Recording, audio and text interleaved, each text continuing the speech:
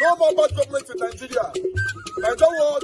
The only media that have been consistent speaking against the bad government and for the purpose for reformers. Nigeria what? Yo!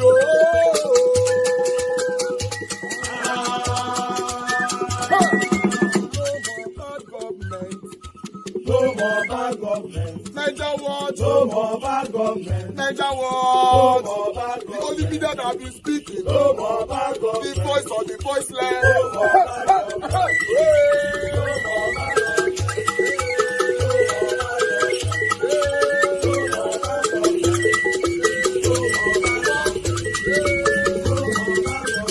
Niger what? No more bad government. For the poor. No more bad government. Niger what? No more bad government. Niger what media.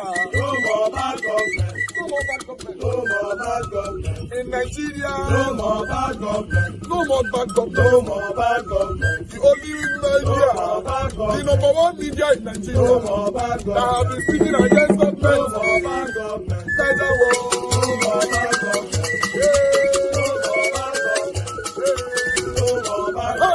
Niger what you? The voice of the voiceless. The voice of the voiceless.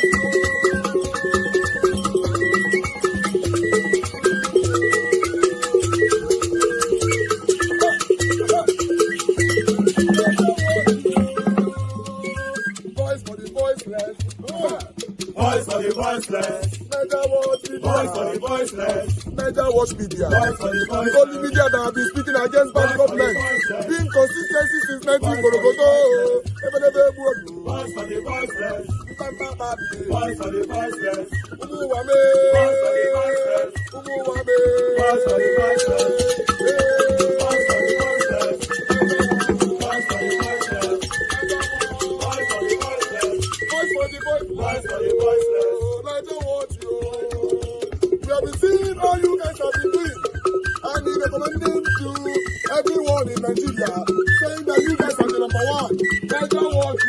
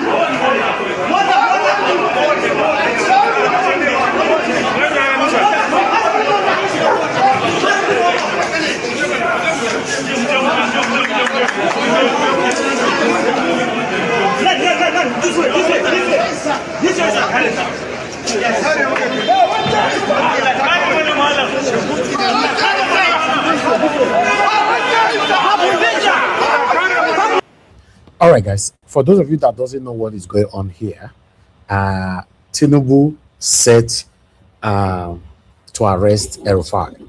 So El-Rufai was seen in the airport in Abuja. So yes, Tinubu security men and whatever, the federal government people, I don't know if they are DSS, whoever they are, but they are from Tinubu. They wanted to arrest El-Rufai, but they tried. They couldn't, because the people at the airport said never. It can never happen. Most especially the ADC people there were saying that no, not under our watch. You know, even some of them that were traveling said no, never. This can never happen. So that's what you are watching right now. We are going to expatiate on this shortly.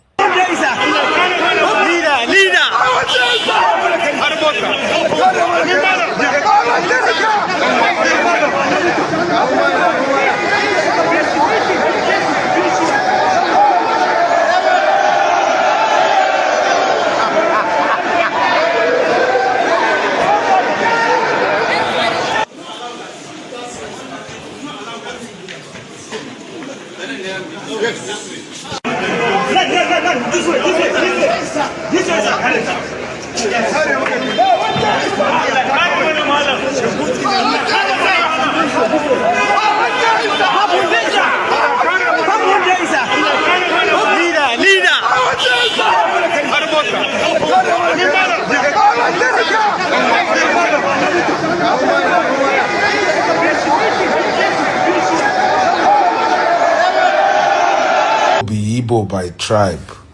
That tribe, they are so easy to buy. You just hold money and power, they will follow you like puppy dog. You know, forgetting Nnamdi Kanu for Chokoto prison. But our Yoruba, our own Igbo shall don't come. They don't clear him. And all his sins are forgiven. Now he's going to take royal title from Ile-Ife.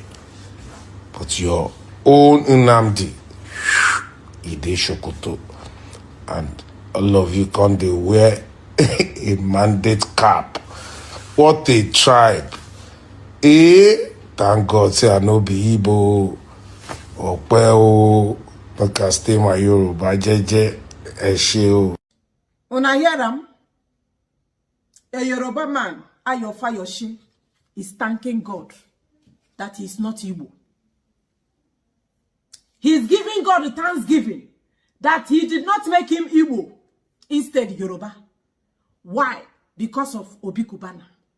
Because of Kubana chief priests. Because of Bianco Jukudem. Because of Carlo, Ojozo Carlo, Benjamin Carlo, and a host of others. Now, before I continue, Ayofayoshi, you are a mad man. You are a mad boy by generalizing. You are a mad boy by painting all of us with one brush. If Obi Kubana is cheap, I am not cheap. I'm an Igbo woman. And you are not cheap. If Kubana chief priest is cheap, if you can buy him with a pot of egusi, you can't even buy me with a trailer load of ogbono soup. Call their names and stop saying Igbo people are cheap. You are mad. Ayofayoshe, you are crazy. Obi Kubana is putting on Tinubu cap, standing on Tinubu mandate, even though Tinubu there for floor. Doesn't mean that the whole of Igbo people are cheap. We know when it comes to politics, our people the mumu. Call their names, call Hope also them man. Wofafa. Call them. Stop saying Igbo people are cheap. I am happy because I am not an Igbo person. Look at Sunday Igbo. I understand the context where you are coming from. I got them everything. But for you to paint all of us, for you to put me in the same WhatsApp group with Obi Kubana chief priest, anywhere belly face, anywhere stomach face, it's an insult to my tribe. It's an insult to my country. It's an insult to where I come from. You don't have that right. Obi Kubana is cheap. I agree. Even the best of the earth can attest to that fact. Kubana chief priest is looking for food. Everybody understand that. But you say that, I thank God that I am not Igbo. Igbo people are so cheap. No be una Yoruba people then they go lick their shoe. Is it not Tinubu they are licking their shoes for? Your fellow Yoruba no they lick. Your fellow Yoruba no they lick Tinubu shoes now. Are your people not cheap? Yoruba people are cheap. Cheapness does not have no tribe. It doesn't know religion. Hausa people are cheap. Yoruba people are very cheap. Like, oh, don't make me talk. Politics, but una they self-appoint for us. Una they choose for us from Abuja. And when we talk, you cannot give me an akamu, a vegetable man, and tell him to govern me. And you expect anything good to come to from my region. Allow me to choose who I want. No, Fulani go tell me say you go appoint the man from Abuja. And after everything, you will now come and be blaming me that we are cheap. No, Obi Kubana is cheap. Kubana chief priest, or Joseph Carlo, they are axe leakers, they are cheap. You don't see what in the carry Bianco Juku they do. You don't see them now. They use that they do caricature for that place.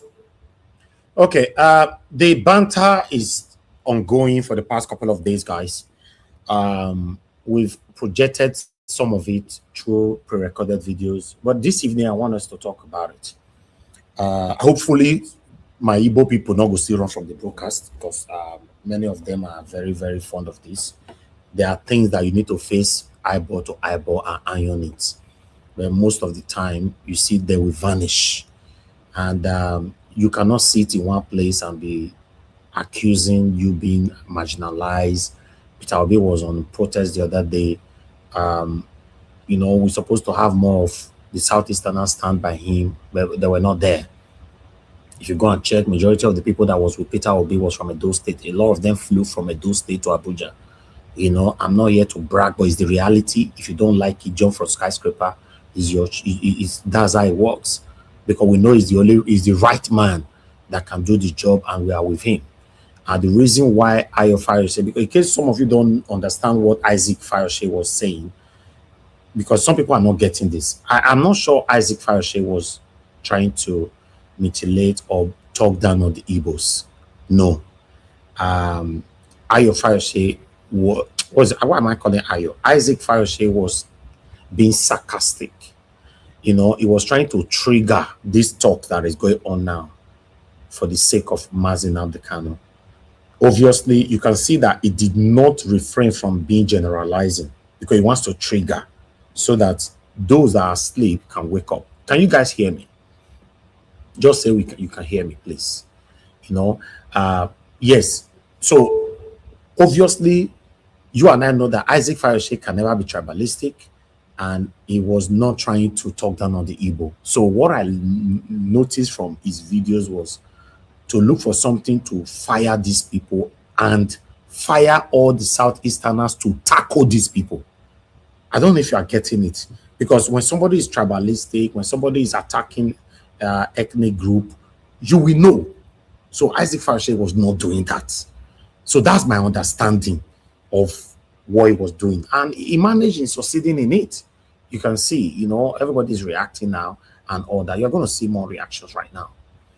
I want us to address this once and for all. We are fighting for our lives. We need a better country in our time.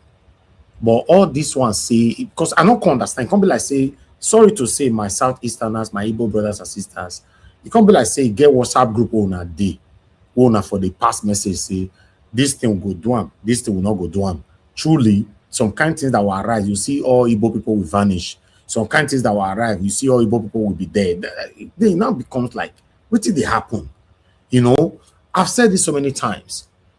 If Igbo people talk now, people will say, now they're out there, they look for his side. So what? So what? If you talk, they say now your own that they fight for his side. So what? Then talk. You still have to talk.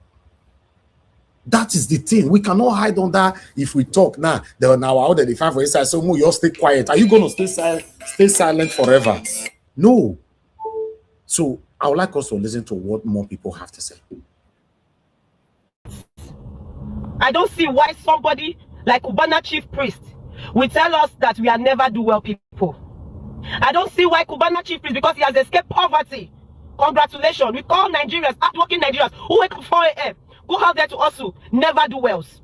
The same never do wells that stream your music. The same never do wells that patronizes you, that go to your club. The same never do wells that support and like your post online. The same never do wells that stand by you. And the same never do wells you are insulting online, all because you are of your principle, all because of your party. The same never do wells that you are insulting today, and the people who stood by you. They stood by you, they like your post, they love your music, they support you. That same never do well, oh.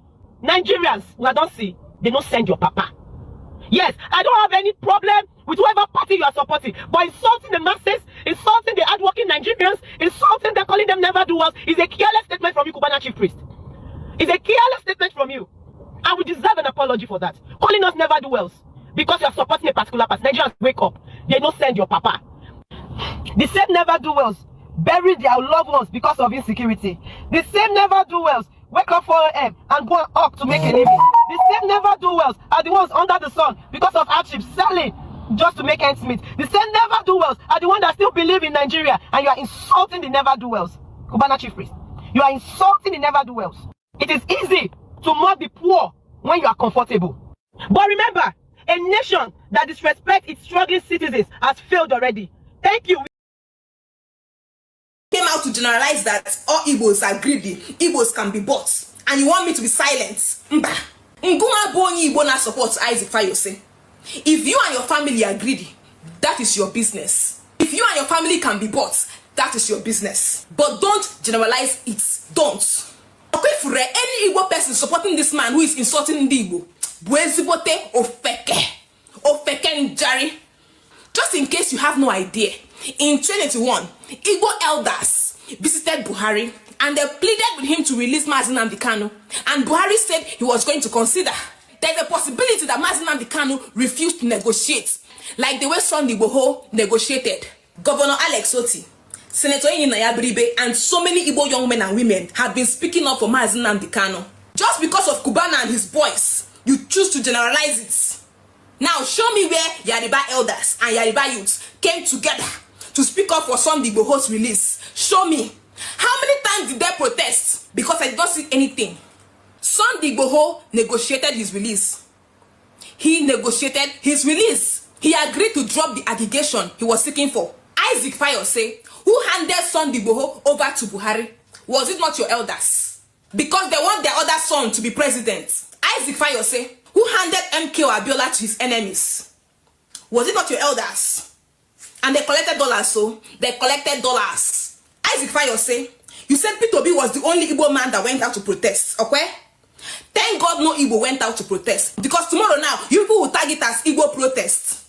You and your people love to marry Igbo women, but you harbor self-hate inside of you. That's unfortunate. As long as Igbo are forced to remain in this country, Obi Kubana and Chief Priest have the right to support whoever they want to support. It is none of my business. Country ayasa layasa, oyasa go. If I question as ndi Igbo, it's why yesu epu nobuda. You know how this country is. The system was never built for an Igbo man to win the presidency. Don't you know? The system is rigged. We need to stop deceiving ourselves and deluding ourselves. Not everyone will support the same person. Everybody is supporting their own candidates based on their own interest. Yota, elites from other tribes are supporting P2B. Not everyone is going to support P2B. We need to accept that as a fact. Kanjuke Nunu, where was this outrage when Pitamba moved from PDP to APC? Almost all our Southeast leaders are APC. I did not see all this outrage. My only concern is that nobody should convince Ndi Igbo to vote for Emilokon. Nobody. Ndi Igbo will vote for whoever they want to vote for. Don't use your money and your power to influence our people to vote for Emilokon.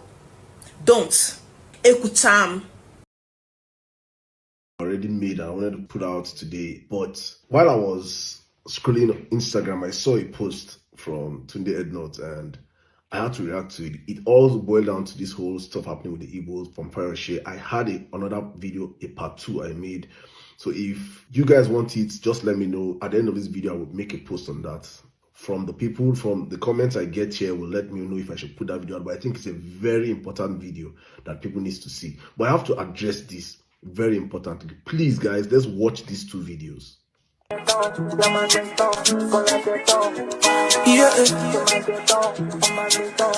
Rap plus 10 of all I'm not. Three. CNG 2. No, we have to support the movement. Yes. It's unstoppable. Yes. Yes. Okay. Yeah, we have to support the movement. The time has come for us to be Everyone will manage and we can negotiate from logistics. logistics. That's a logistics. Company. So we have 5 states in Southeast. Imo, Anambra, Abia, Enugu, and they are all represented. All right, that is one video. Please, let's watch another one, please. Very important to watch this next video.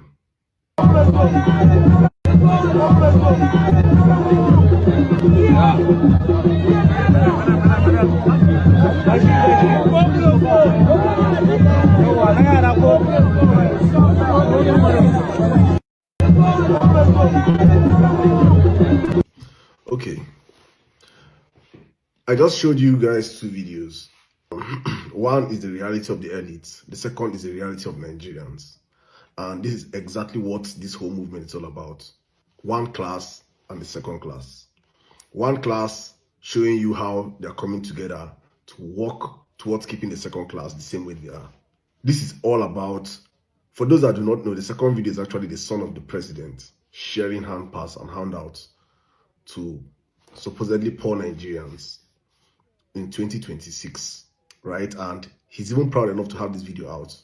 I don't understand the idea behind these people, or how they think, or how they reason, or how they see Nigerians. But their own job is that they have to be the poor that will always facilitate and push for the wealthy. So if you watch this first video and you feel like, oh man, these guys are doing things, man, you have to join these people, I'm sorry to tell you that you can never be on that table. All these guys are doing is just for themselves and for their pockets. It's painful I'm saying this because I know these people personally. But you see, 2027 is an election, and for me, it's about my life. It's about my country. It's about my family. It's about Nigeria itself. It is bigger than any relationship I've ever had with anybody.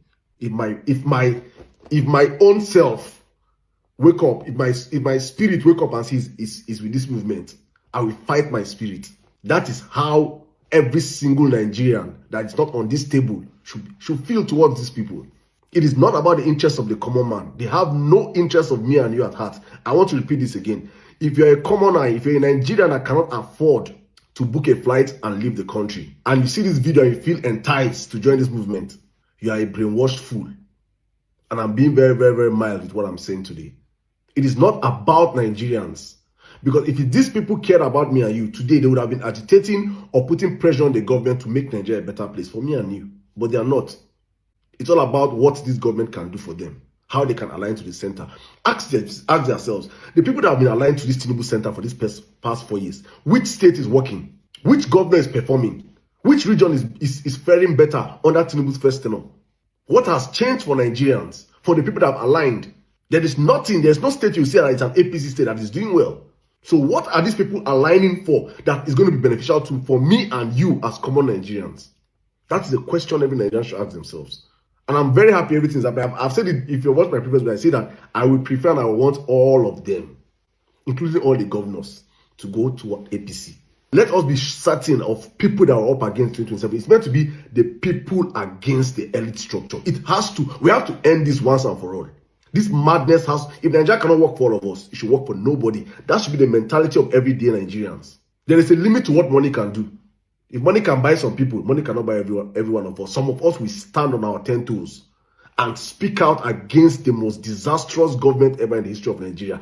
If your alignment is going to be with Bola Ahmed Tinubu, that has been a disaster in governance. Nah. Igbo billionaires, fear some Igbo people. How many Yoruba people do this nonsense? How many Yoruba people billionaires do this nonsense? Igbo with money. No worry, God, this is the time to prove yourself. They don't turn us to slave for this country. I swear to God, both juju and everything. Then we go use the JVPC. Just the play.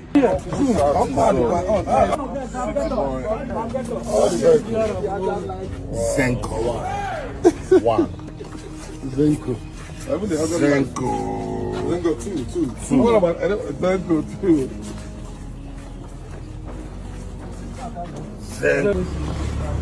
CNG 2. No, we have to support the movement. Yes. Abia, Enugu, and they are all represented. I'm more coming. I'm not a video.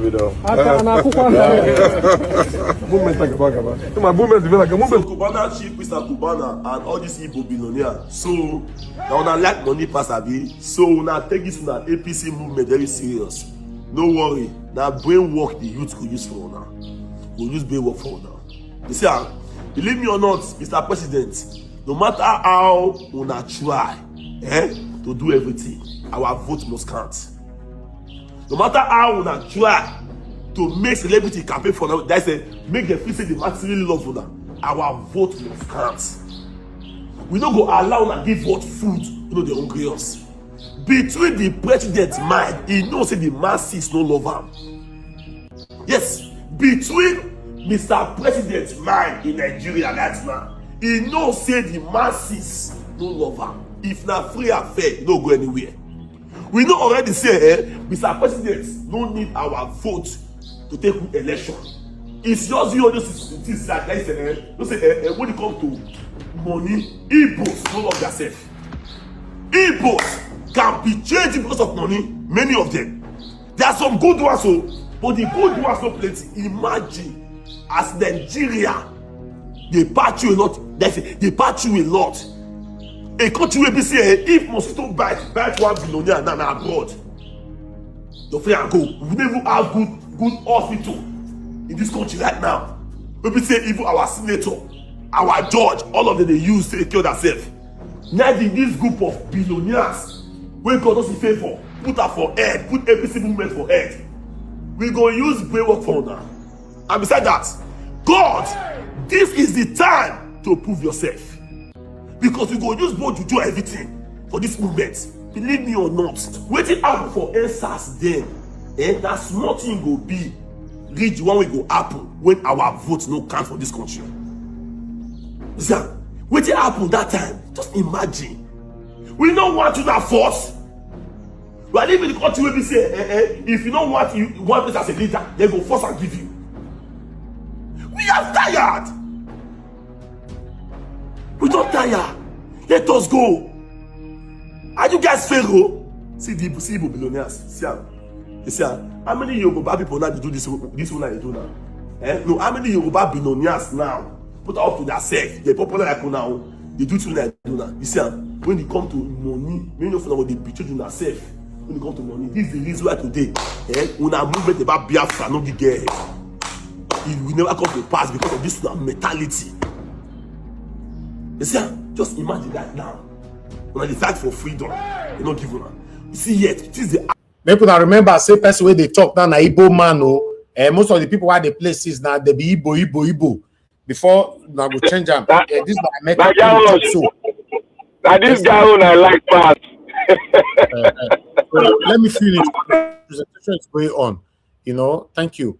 I think say you don't go on your camera. People will not on camera. I will never remind anybody anymore. You'll be there forever because I don't like the fact that people will be on backstage. You know? Since because I offer for 2 seconds now. I've been just I beg you, pa. You marry drop man. Yeah, okay, let me move on. You now I don't know what I want to call you. You they on your camera for inside darkness. Who you they on this kind of camera for? You they inside darkness. Make I just tell you. Make I tell you today. Not just put mouth for this matter to do. Let us do the talk. No, I want to presentation. I don't want to put matter. I don't want to put matter. No? Yes. I know they see you now inside darkness. You day. You can't come in. I know they see you.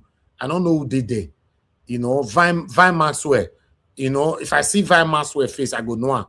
I never now see you. Why you waiting to do for inside darkness or got Vine Maxwell? What are you doing inside darkness? Now, so we not get light for Ghana again. I did my village. I did my Nigeria was see everywhere light today. I did my village. Which village? Now southeast you there be Ghana. I did my village upper east Ghana. I be there where I did. So you don't get another village for inside Ghana. Ghana swear. The only village where I know say you get southeast. You don't borrow leg enter Ghana. Nigeria don't tire. No, I beg. You don't say Nigeria watch. Since the time where they come your place here, I'm in Ghana. That is where my father comes from. I have issues with interest because my mom is still in Aba right now as we speak. So I am not a Okay, let me finish my presentation. Okay, sir. I'll come back to you.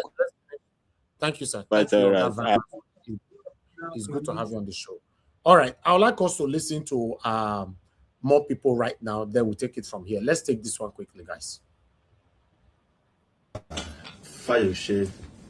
This Fayose of a guy. I love him. There is no two about it. I love him, and I'm also happy to hear from this his recent video that he's also our in-law. I don't even know that he's our in-law. But Fayose, please study your wife well. If your wife is an Igbo lady, study her well, and she will tell you more about Igbos. There is certain things you don't know about Igbos. But let me tell you, the slow movement of a cat does not depict its weakness. You see Abode, na Abode when they call him. As they waka, gentle, it does not mean Abode, they weak. Igbos are not weak. They are not coward. They are not what you assume they are. You are just talking for the talking's sake. By the time you know what or who Igbos are, my brother, you go calm down. You go calm down. Maybe you need to ask your fathers. Because I bet you might not witness a civil war. Ask your fathers who the Igbos are. Even ask them what causes civil wars. Even ask them, period to the civil wars, the people that have dominated all the political atmosphere and all the offices in Nigeria, merited, not by unmerit. Merited, not what you are having now, not the aristocracy you are having now. I want to tell you one thing. You said Igbos are easy to be bought. Igbos are buyable. My brother, is a 100% lie. First example I will give you is from that Mazi Nnamdi Kanu you are referring to. That you are now claiming the Igbos are not fighting for. I want to tell you that if Mazi Nnamdi Kanu as an Igbo man is easy to be bought, he will not be in jail. If Mazi Nnamdi Kanu as an Igbo man, because you are referring to Igbo, is very, very easy to be bought, like Igbo and Gimik, he will not be in jail. We know where a freedom fighter is supposed to be. A freedom fighter is supposed to be in exile. A freedom fighter is supposed to be in grave. That is, they don't buy the person, he's supposed to be in grave. And a freedom fighter is supposed to be in jail. Are you not ashamed of yourself that the people you are referring to are not freedom fighter? How can you call Igbo a freedom fighter? They made him offer. You have heard many people said about it.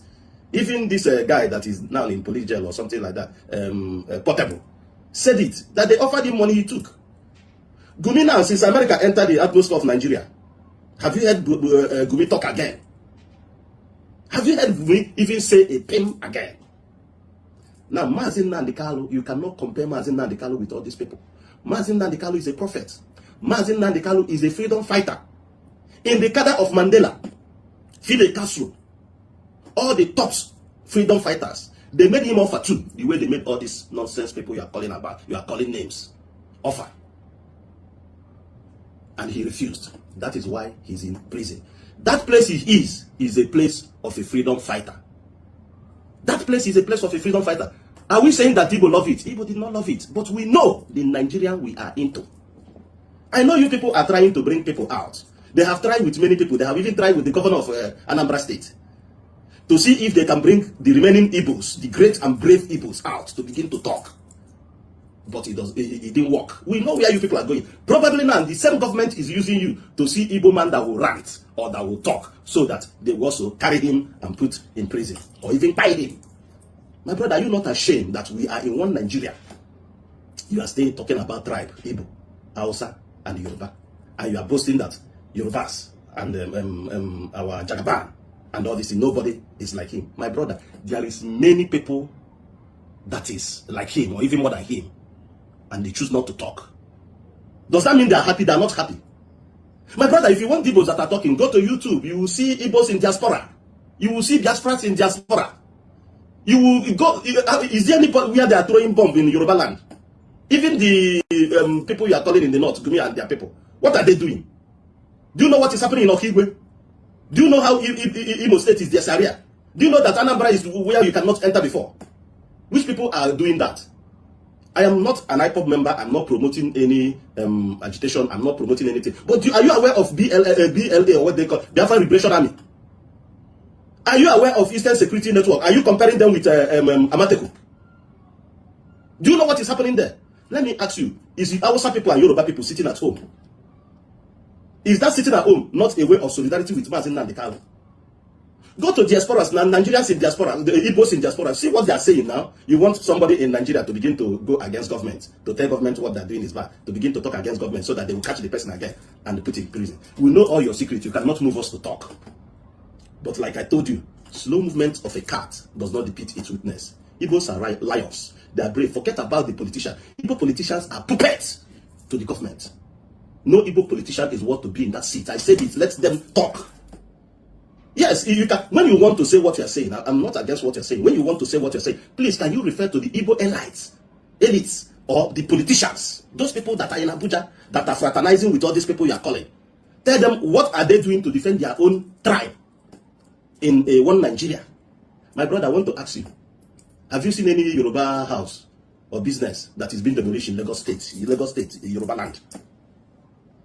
Do you know why it is being demolished? You say we are crying for Igbos are crying for marginalization. You say Igbo businessman at this state. Let me tell you, even the man, the SND Igbo in Ajawe State, when he was angry with what you people are doing to them, the Igbos in Lagos, and he said he will call the ESN to come and defend them if the government and this thing cannot defend them. Do you know what happened to him? They pick him and go to Abuja. Who are the people picking him? My brother, if you want to talk, shame the country you are into and shame your tribe and the tribe you are calling Gumi belong. You should ask them, why are they doing this thing to these people? Igbo people are talking, but nobody wants to be destroyed. If you want people that are talking, go to YouTube, go to diaspora. You see people that are in their comfort zone, they are talking. Nobody is a coward, nobody is a fool. You want people to stay in their country, in Nigeria, and be going against government and be talking against government, so that the DSS or these people will not carry them and put. Let me tell you, Igbo people are wiser than you thought. Igbo people are wiser than you thought. I want to tell you one thing. Oh. You are talking about politics. I'm talking about politics. I want to tell you one thing. Have you heard about Humphrey Wosu? And have you heard what he did with IPP? Have you heard about Option A4? Let me tell you that these people are laughing with you, that these people are doing this thing. What they are doing is that if you cannot beat them, you join them. They are trying to hold the tenacity until when they are able to challenge you. That time you will know the people you are with. We don't bow to any motherfucker. You will not they bow to anybody. All the Igbo people you see moving all up and down, they are angry. All those Igbo businessmen, they are angry. Everybody is angry, but they are telling them to be quiet, to be calm, not to talk. That this is an orchestrated plan by your tribe, and the tribe you are calling Gumi them belong. The Hausa Fulanis, to destroy the remaining part of Igbo people. We are talking about to be Kubana, this and that, this and that. If you cannot beat them, you join them. Are you aware? You are aware when we are attacking his restaurant in Abuja? You know, everybody know what is going, but we will tell you. You are coercing them into joining you. You are coercing them into joining you. They are not joining you freely. We know about that. That's why somebody like me cannot come and talk about Obi Kubana. I cannot go against Obi Niyewu, because I know that if you have a right of choice in a normal and insane country, he knows where he will belong. But he has to protect his business. He has to protect his business. He has to stay alive to be able to fight, because he that fight and run away live to fight another day. Are you aware that Igbos did Yorubas fought civil war? Even the Hausas who fought civil war for them. You know about how Igbo accounts was frozen. You know how they were given 20 pounds, and those people have grown to become billionaires today. You want people to talk. We cannot go against this government. We cannot speak against this government. What we are doing is any government in power. If you say, yes, let's follow you this way, we'll follow you this way. We say, yes, but inside our house and inside our hearts, we are not with you. And you know we are not with you. You know Obi Kubana is not with APC. Yes, I have to say it. You know he's not with them. You know what he's doing. And you just want people to talk. People like us will talk to you, will answer you. My brother, calm down. Calm down. I'm telling you to calm down. You say the Igbo people, that when they get money, they buy Rolls Royce. My brother, is Rolls Royce being manufactured by Igbo people? They are buying it because they have the money. How long are you going to live in this sinful nonsense world that you will not enjoy yourself? Obi Kubana, buy more Rolls Royce. If you get the one, me, I desire to buy Rolls Royce because I never get the money. I will be true. I'm a billionaire, but I never get surplus to buy Rolls Royce. If I see somebody that will dash me Rolls Royce, I will carry it and drive it. My brother, you are not driving Rolls Royce because you cannot afford it. Let me tell you, to have money is different. To get money to eat, to get money to eat money is different. Money and water, yes. You can decide to be drinking gari, be eating a wedu. You can decide to be stacking your money. When you die, that's your Igbo wife will take it. Yeah, that's your foreign wife will take it. You will not enjoy that money. So if you see anybody that is enjoying his money, allow him to enjoy his money, because he has more time to live in this earth. The wealth of the just, or the wealth of the sinner, is laid for the just. I'm telling you. Is vanity upon vanity. For God to give you power to acquire wealth, you'll be keeping acquiring the wealth, gathering them, and you will shut your mouth so that you will not eat from it until you buy it. And who you don't know, or a vagabond or a bastard they burn in your house, will squash the money. You will see what the rest of Cain can do. So any woman that has money, eat your money, front your money. If they tell you APC, join them. No, let no Igbo man come and talk to Obi Kubana like that. You cannot protect his business. You guys cannot even protect him now. That's why he's in prison. So why do you want also Obi Kubana also to be in prison? Why do you want even chief priest also to be in prison? Why do you want these Igbo young riches, no very riches? I told them no very riches because they're just making money. They have Igbo billionaires. They have Igbo billionaires that are not talking. They don't get your time. If you tell them, they will tell you, say, we want to protect our business. But one day, monkey will go market. You know, go return. Let me tell you, he that destroys to be successful will meet destruction at the gate of his success. What goes around comes around. All these things you are seeing going like this, going like this, going like this, very soon you will hear the results. That you hold somebody on the ground today does not mean you will hold him on the ground every time. You are talking people to Obi that won the election. Do you stand for Obi? You said Obi came to join you people in demonstration. Do you think Obi cannot stand and start fighting more for his election? But nobody wants to be by. Obi is in this country. There is limitation to what he will say. They will carry him and put him in jail. And nothing will happen. So don't instigate Igbo people to come and answer you. They will not answer you. They are looking at you and laughing at you. They see you as a fool. All those things you are talking, they see you as a fool. Igbo people know where they belong. Igbo people know what they will do. Igbo people know that when the time reach, they will rise. Aharad. Let me tell you, the people of Israel, the Jews killed how many millions? Adolf Hitler. He killed how many billions or millions of Jews? Today, let him go and kill Jews again. All the Arab world, they gather and fight the Israelites. Let them go and fight Israel again. Should Israel don't talk about Nigeria and all these terrorists? You see all of them doing like this. Wait. Just wait. I will remind you this thing you talk. Who are you to dare talk about Igbo man? A filthy somebody like you. I love you. I don't want to open your book. Mind your business. Enjoy your government. Should be your brother that fire shit. I know when you are crying concerning what they do you. I know. We don't want to join issue with you. Enjoy it while it lasts. One day you will wake up in the same country and you find out that the table have turned. Don't cry that day. Just tell your people to leave Igbo business alone. Even in Abuja, in everything. Enjoy the government. If Igbo man is the president of Nigeria, Nnamdi Kanu will not be in prison. He might be in prison if the person is still a puppet that was put there. Or that is put there. But what I'm telling you, my brother, go and enjoy that small money where you say you get. You can banter word with chief priest and the people you are bantering word with. But if you know what is good for you, remove Igbos in your dictionary. Remove Igbos in your mouth. Remove all those coward and all those buyable buying you are calling them. No, they are not buyable. Igbo people are the last people you can buy. What they are doing is that they are just taking it easy with the country because they are inside the country. They don't want to be in jail. They don't want the government. They don't want to fight the government. They don't want anybody to call them names. They are just following you sheepishly, but they know where they belong. Ask Nigeria, do they rest until they went and the jail Mazin and Simeon Ekpa? They jailed Simeon Ekpa in Finland. They could have allowed Simeon Ekpa the way they allowed the Igbo, and let me see what will happen by now. You guys could have allowed Simeon Ekpa. Let me see if all these Igbo politicians, if they will go and spend Christmas. Let me tell you, Igbo Bishina wa Nigeria. Go and ask your wife what it means. Igbo Bishina wa Aga.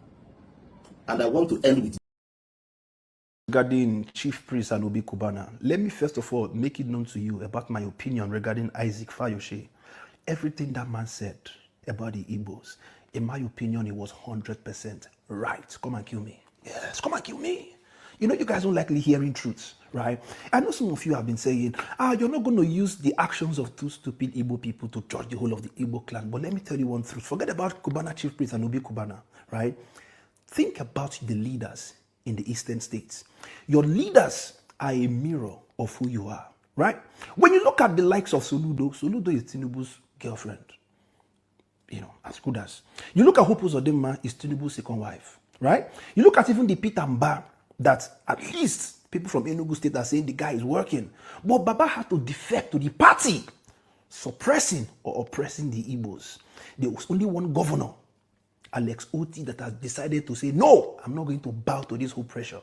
And my man is loved. He's the only one governor that his CV is going to speak for him for the second term.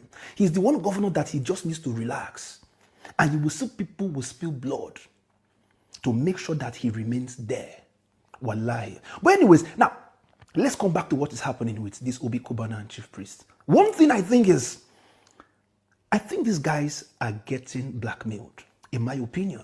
Because especially Chief Priest, the whole switch in what is going on. But that's not even what is pissing me off. In my opinion, support who you want to support, right? But this whole, all of a sudden, you begin to romance. When Peter Obi made one statement, he said, find one corruption case against me and I will stop running.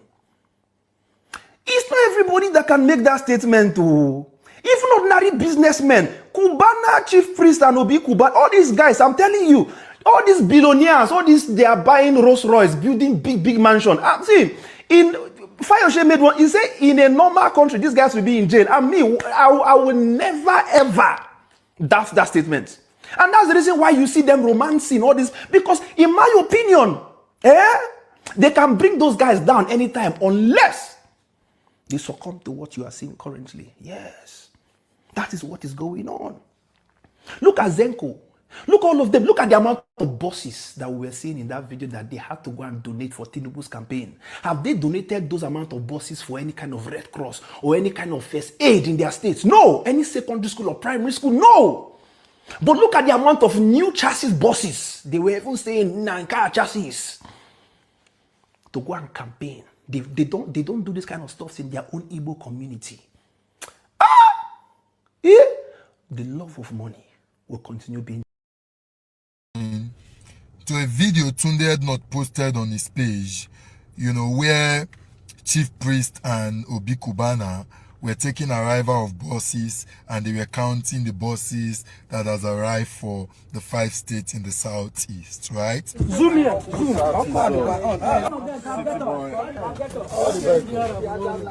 Zenko. One. Zenko. Zenko 2. What about Zenko 2? Zenko 3. The greatest to ever do it. C for energy. Why? C energy. It's number one. Why? Have to support the movement. C energy 2. No, we have to support the movement. Yes. It's unstoppable. Yes. Yes. Okay. Yeah, we have to support the movement. C energy. The time has come for us to be And then we manage and we can negotiate from logistics. That's the logistics. And the cost. I'm more with God. I'm more with God. On my own. My younger brother. What? This company. Divine. Thank you. So we have 5 states in southeast. Imo, Anambra, Abia, Enugu, and they are all represented. I'm more coming. I'm not going to video. My movement is like a movement that I go for. Yeah, I'm not city boy movement. So movement. So if you're a city boy, if you're going on the city boy movement, I mean you're going fresh. Brand lifestyle kind of politics, not your kind of. What it means that now, support Tinubu, now them be the only Igbo people where they support Tinubu, what of other tribes where they support Tinubu and all that. And I want to answer you. Tell me 4-5 persons for Southwest when they support Tinubu the way these 2 persons from the East they support Tinubu. When they post, when don't decide to sell out their people for personal wealth and selfishness, mention 4-5 like that from Southwest. Mention 4-5 like that from North, or mention 4-5 like that from South. You think say them Obi Cubana and Chief Priest get money past Yoruba boys? When not they make noise? When not they come out? No! But you see this agenda, deliberate, to use Ona where be the Igbos, to destroy the Igbos. From the inception of Nigeria, the Igbos have never become president. Meanwhile, these are people who get leadership structure that the world they study. People when go carry one boy, can't do business. After 4 or 5 years, they go settle the one boy, open shop for They've been consistent like this over the years. The leadership quality when these people don't display and the way they don't take business and wealth from one level to another. It is something that Nigerians should even be clamoring for the Igbos to bring that wealth of knowledge and experience to run this country called Nigeria. But no, today, they left young people in the southwest, left them in the north, left them in the south. They are using the Igbos deliberately to fight the Igbo so that they go continue to they give the Igbo race bad name. Now wait till they pay me. And then Obi Kubana, Chief Priest, and the rest of them make themselves available to be used to propagate this bad narrative about the Igbos over the years. Why they not go use Yoruba people till they push the city boy movement? Why they not use those from South push the city boy movement? Why they not use those from North push the city boy movement? No, it is the East against the East. For the first time, an opportunity, they don't give up the Southeast of a person of Peter Obi, that it is so clear that out of all the presidential candidates as at today, a logical thinking, realistic human being, out of sentiment of tribe, religion, ethnicity, it is so clear that Peter Obi is the best candidate for today. And they know that is why they are using people from his kindred to fight him, so that he go be like, say, now your own people they fight us. And today, Obi Kubana and Chief Priest don't make themselves available to be used. But you know why I'm happy? The last election, even the Igbos made it clear. They came all out, and the results defined itself. And I know the Igbos will still come out. Igbo people will not be one people, set of people, and I know say they not really send you. Those who really owe money for the Igbo land, not they show themselves. So you see them, Obi, they will not really define the election in the East, I know. But for us, it pain us because they are using the Igbos to fight the Igbos. And for those of us who believe in, the Igbos, in your leadership strength, in how you have transcended in business, how you have progressed in business, and we think and believe that we need that strategy in the entire Nigeria system as at today. And Peter Obi has presented himself, and we believe and we know that I go make this different. It pain us say that they use an Igbo group of persons to fight a Peter Obi. But let me say this clearly. Whatever you're doing to your tent, O Israel, since people don't begin to do poster to they support the city boy movement, those of us too, when believe in the Peter Obi, we will soon start to do our poster. I think we should do it. Everybody should begin to do the poster too. They put your face. They support who they support. It is fine. Let's go all out. But guess what? For us, and most importantly, is for nation. Wetin go make Nigeria better. Not be for self. Not be because of say we don't commit one offense. We can't dey fear. Oh, may they not put us in prison. Oh, may they not seize our wealth. No, it is for the love that we have for the country, and we want the entire country to work. That is why we are speaking. That is why we are speaking. And we know that nation will judge us according to our dealings. As we approach the 2027 election, everybody go and collect your PVC. It's going to be them versus us. And at the end of the day, I know and I believe that majority will carry the day. Igbo people go fall out, I believe. How many buses they buy where they shout? How many buses they buy where they shout? Men, they when go common money from the East, if it starts now, they go no say money day. Men, they just relax. They wash you from afar. Oh, now the people be these. But again, it's good that you've come out to show your faith. Very useless set of people trying to create bad name for the whole Igbos, not knowing that now this circle of satanic set of people, now they be Zenko, Obi Kubana, Chief Priest, and so on and so on. Now then be this satanic set of people that is painting the Igbos to be bad people right now. That's why the only reason why, even though my brother said I shouldn't give no submission, the only reason why I'll continue to call out all the Igbos is that I'm already applauding the good Igbo that are tackling this satanic set of people, you know, who acquire their wealth. Only God knows where they got it from. You know, just imagine. Sometimes there should be a level of shame in humanity. You know, there should be a level of shame, the kind of things that you can do and you cannot do. You have to think about yourself. When some things come, like me now, some things will come up. There's some kind of things that will come up. I'll say, no, not me, not with my name. Anybody that is already shameless, people like that, you should be scared of them because they already wear a garment of shamelessness. You should be scared of them. Yes. But one thing is sure, these people cannot stop Peter Obi. They cannot. But I'll leave it right there. I want us to start talking right now. Good morning, good afternoon, good evening to every one of you. I appreciate you all right there. Remember that this guy was almost arrested today, El-Rufai, and the people so never. Abuja left a comment, and the comment is there. So, Naija Watch, my question is, can the South also be able to protect Peter Obi like this? Saying never under their watch, you know, because that's what they said, that he can never be under their watch for El-Rufai to be arrested in their presence.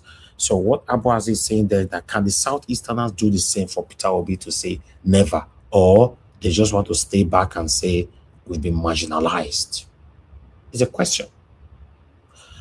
I'd like us to move on. Thank you very much, Just Blue Chef, for the super chat already. I'm very, very grateful. God bless you, sir. Thank you very much for all that you do. Guys, press on the like button, help us to share, press on the dollar sign if you can, and, you know, support what we are doing here. Mr. Joseph Oji, I appreciate you, sir. I want you to talk to us. You know, let me quickly, someone is, Mr. Joseph Oji, are you there? Yeah, I am. Okay, sir. Mr. Elvis, thank you for your presentation. Yes, sir. I greet you. Thanks. And I greet everybody on the panel. And also greet Mom and Dad as well. Mr. Elvis, yes, sir. I just want to point to I don't have any long talk. I just want to point to a very good example I witnessed yesterday. I saw it on YouTube. You know, the half-year-old women, those women who were calling out Ojus Okalo. You see, half-year, that area is part of his constituency. Are you getting me? You were part of his constituent. That area where those old women were protesting against raining causes. They are wishing to buy 2,000. Hey, let her talk. Mute. Somebody's talking on the phone, sir. Hofia. That's the Hofia. The caller. That's the Hofia. I'm telling you, serious. It's not like that thing has spread to Aruchku. He said that is Ohonfia. Somebody is saying this Ohonfia, something like that. These are Ohonfia old women. Okay. The whole thing has spread. I just hope people transcend the whole, not just the whole Abia. You start moving towards even Imo and all the rest of it. They should start calling these people. I think this is the only way to shame this lot. This is the only way out to shame the locals. Because these women, you can see in their faces, they are just by themselves. How can you be? You say you are doing, you want to contribute, you bring in wheelbarrow, and Paco okay. bench. All right. Not even polish. We have a full screen, sir. That's what we're contributing. Thank you, sir. Thank you, Mr. Joseph Forgy. God bless you. Yes, sir. It's terrible. It's terrible. Yeah. Thank you. Thank you, sir. God bless you. Thank you. Mr. Wale, go ahead. Talk to us. Good evening to you, sir. Hello, sir. Good evening, sir. Yes, sir. 2 minutes. Talk to us. Good afternoon to everybody on the panel.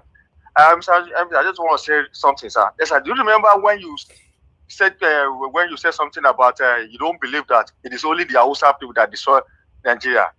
When I say yes, you are right. It is true that it is collection of all of them. But meanwhile, some people are saying no. Some people from the south say, "Oh, so no. Mr. Ivy, 70% of it is your own. Is not enough." Now, and I said, all your people responsible. Leave Hausa alone. Remember, I said, yes. Southeast, all your people for accountable, whatever is happening in your region, hold them responsible. Leave the northern parts of the country. Leave them. Let Hausa people, let the youth hold the northern. And you hold your home. We hold our own responsible. Mr. Amy, how many Yoruba people have you seen campaigning for Tinubu like this, or buying cars, or buying buses? How many of them? Now our own. But the way of all these people, see what they are doing. So let them hold them. Let all the Southeast people. In fact, I even want Mr. Dr. to talk about this now. All your people responsible for whatever is happening in your region, and leave the northern. Thank you, sir. Thank you, sir. Thank you very much. Thank you. Yes. Okay, I'm moving on now.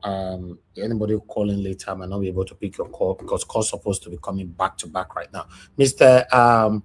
Okay, I have a call ready. You guys should make it back to back because I can't be waiting. Thank you, sir. Good evening to you. Talk to us. Yeah, hello. Yes, sir. 2 minutes. Good evening, Mr. Elvis. Yes, Yeah, okay, thank you. Good evening, everyone. Mr. Elvis, honestly, for the video that you just showed, I've been following these guys. I'm honestly, I'm ashamed to call myself an Igbo man. I won't tell you a lie. It pissed me off. It made me feel so bad that just vanity upon vanity will make you to sell. Not just by telling your brother. It's just about good governance. They knew what this man represented, and they are going behind collecting money from Tinubu just to sell a good product, to sell out a good product.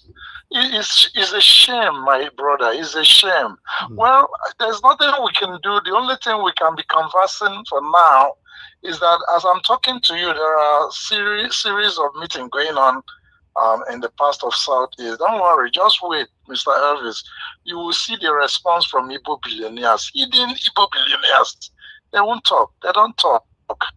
And I just wish you what you're doing. God bless you, sir. God bless you too, sir. Well done, eh? Yes, sir. I'm here listening to the conversation. Thank you. Okay, sir. Thank you, sir.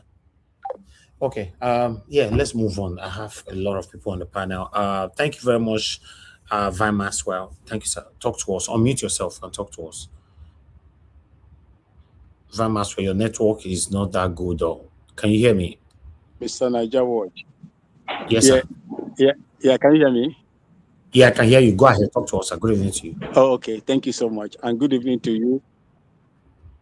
Yeah, good evening to you and good evening to your listeners and those in the comment section. You know, I have watched that video often severally, but there is something I would like to say here that might not go well with you, Naija Watch.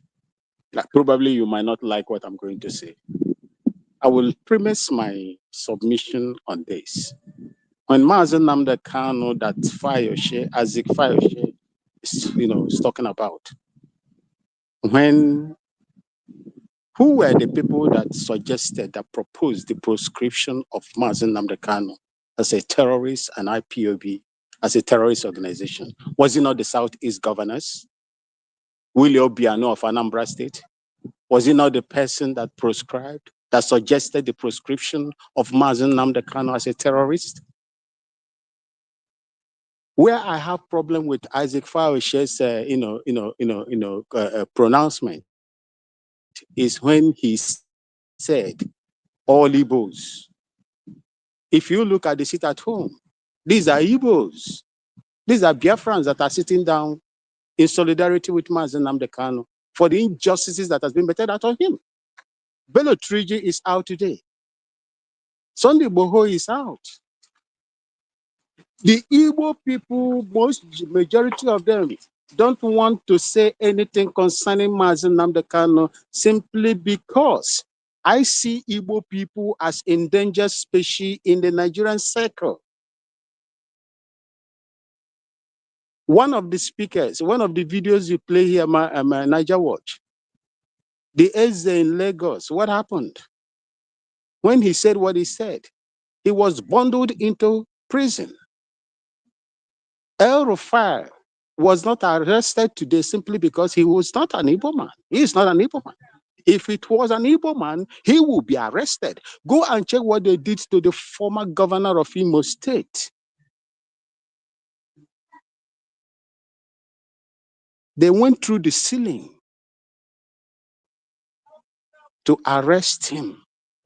That is what Igbo people are going through a port with about 600,000, pounds. When you look at all those things that are happening, oh, they just took my light. When you look at all these things that is happening, which Igbo man or billionaire will come out to speak in favor of Mazen Namdekan? Igbo people, as far as I am concerned, my mom is from Abia State.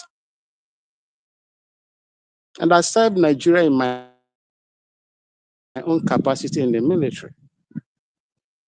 And I will tell you that Igbo people are treated as third or fourth or fifth class citizens in that country.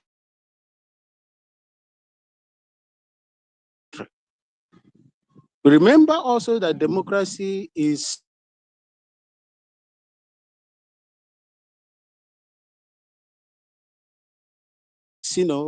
democracy that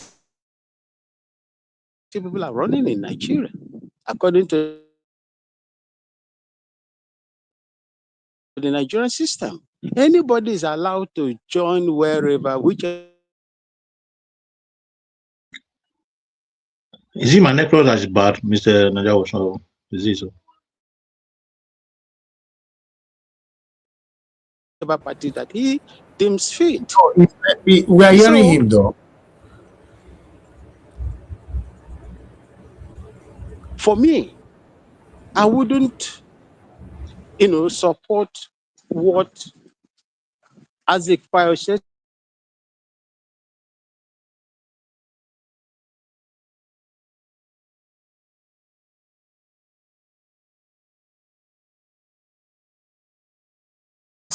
in totality.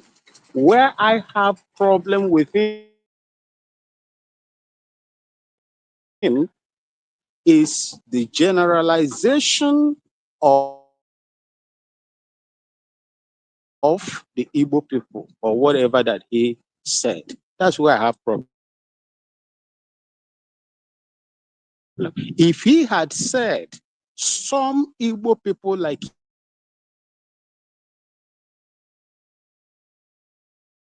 he mentioned them, I will not have no problem with them,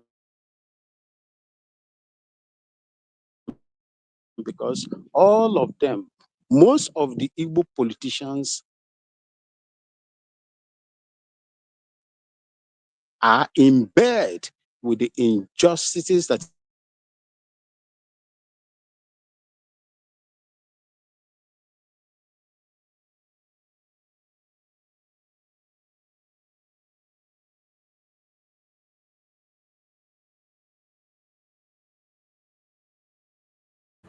Okay, Van Maswell, your network is very bad and you are muted. I don't know why you were muted. I want us to move on. I don't know why your network is always like this though. But let me move on to the next person. Prince Collins, thank you, sir. Good evening to you. Please talk to us. Black Panther, get ready after Prince Collins. Thank you, sir. Thank you very Not much. me first, Prince Collins come inside this place. No, now Prince Collins come before you. Okay. Okay, Black Panther, thank you for allowing me to come. Even if not me that I come. I think you take over like that. I greet everybody. Mr. Najawa, I appreciate you for what you are doing. I appreciate everyone. Mommy Diaspora, may God continue to empower you so that you can be able to empower us just as you are doing. My panelists, I greet everybody. You see, this issue, those are the comment section. I celebrate you all. I'm not forgetting you. Led by the chairman, Abuazi and Co. Yeah, so you see, this issue is a bit sensitive, but for me it's so simple. If I have to critically look at it, it's so simple. This is what these evil politicians, this is what they want. They want to jam our heads together and make sure that we are divided along ethnic differences. We are divided along religious differences. We are divided along tribal differences. We are divided along whatever differences that they've got. But as a matter of fact, at the center, they are, there to suck the money and take it straight away. So the way people suffer in the north, the same suffering, just as a principal, His Excellency Peter Obi said, that is the same price they buy bread in the north, and the same price they buy in the south, in western, eastern, central. So I think the issue here is that we are fighting against rulers of darkness, principalities and powers that we cannot work against. So what we do is that we wrestle against ourselves as if we are the main flesh and blood that need to fight. So that's the way it is. Let me start with Obi Kubana, or the two Kubana, the priest and the Obi. They are not different from an average Nigeria who is in a corrupt society, who has been able to use the same system of the corrupt system to build up an empire, and that empire is already giving dividends. And that same corrupt society is chasing by politicians that are, carrying out what is called propagandalization. I mean, propagandalism, because that propagandalism is the main thing. A place where a nation where you see politicians, are only interested in their self-interest and not the interest of the people. So these people that are carrying out this propagandalism, they are chasing people to attract them to get themselves, and they chase people that have got empire in this same society. So what they do when they chase you, they threaten you, they tell you that they want to victimize you and destroy your empire. So they condone you, they compare you to do what you don't want to do. So knowing Agbado as a strategist, that's what he's doing. The same way you see governors from different states, they are all right now in APC because they are protecting their empire, because the laws of the rings are against them. So if you look at it, for me, I don't see Obi Kubana or the chief priest as anything. I see them as an average Nigerian that are protecting their empire in a corrupt society that is being ruled by propagandalism. When the people must protect their business empire, and for them to protect their business empire, they go against their own conscience because they are in that society. You see, some of us that are speaking so loud today, most of us speak so loud because we believe that whatever we lose might not be so significant. But there are some people that are so desperate that are ready to protect whatever they have and go against their conscience and sell it out. So these are the kind of people that we have in Nigeria. I've always said it in this place that an average Nigerian is a criminal. I don't close my mouth when I'm saying it. An average Nigerian is a criminal. I know it's an average Nigerian. Those that have grown up in the same society, they are built up by that society, and they are, right image. They present the image of the society. It is what you are taught that you present. You can't present what you are not, what you don't know. So it's the two Kubanas, they are not bigger than the governors that are moving from their very party, working against their conscience to defect to APC because they want to protect their governorship this thing, because the system is not working.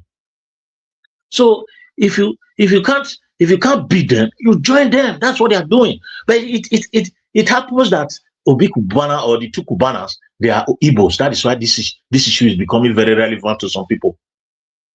But if it was Reno Mokri that is jumping up and down, that is talking from one side of his mouth, says Tinubu is this and that. Yesterday he was on a TV and Shehu asked him a question. He was beating around the bush saying that he's not working for Tinubu, he's working for Nigeria, and that might even cost him his position. Tinubu is just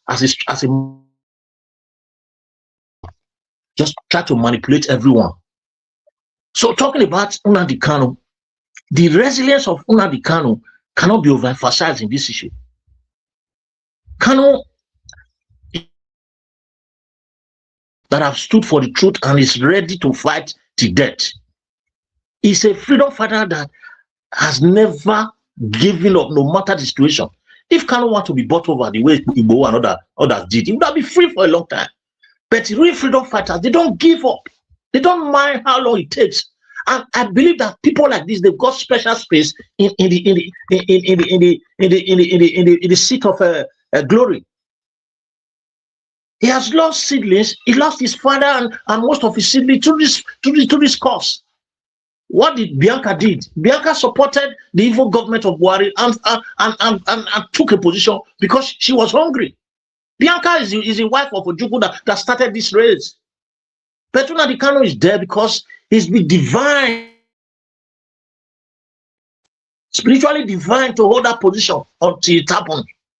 So let us not forget the fact that no matter what anybody is going to do, Nnamdi Kanu is not going to compromise his wish because he's a divine person to hold that position. Just like Mandela, who spent 27 years and became president.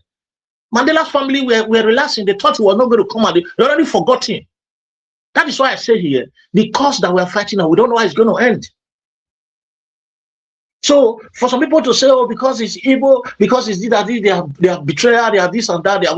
Is it Igbo man that judged him, that gave him life imprisonment? Do you know what Igbos have suffered so far in this country since we have this independence of this evil country? They've suffered the highest, they've suffered the worst humiliation since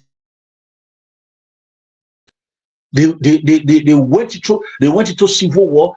Why? Because they want freedom. They went into civil war, and their whole generation was destroyed. And people, we saw what happened. That is why they erased that history, because they don't want that kind of history to be remembered.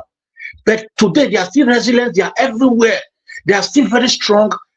They are still very, very industrious and still keeping on. They don't give up.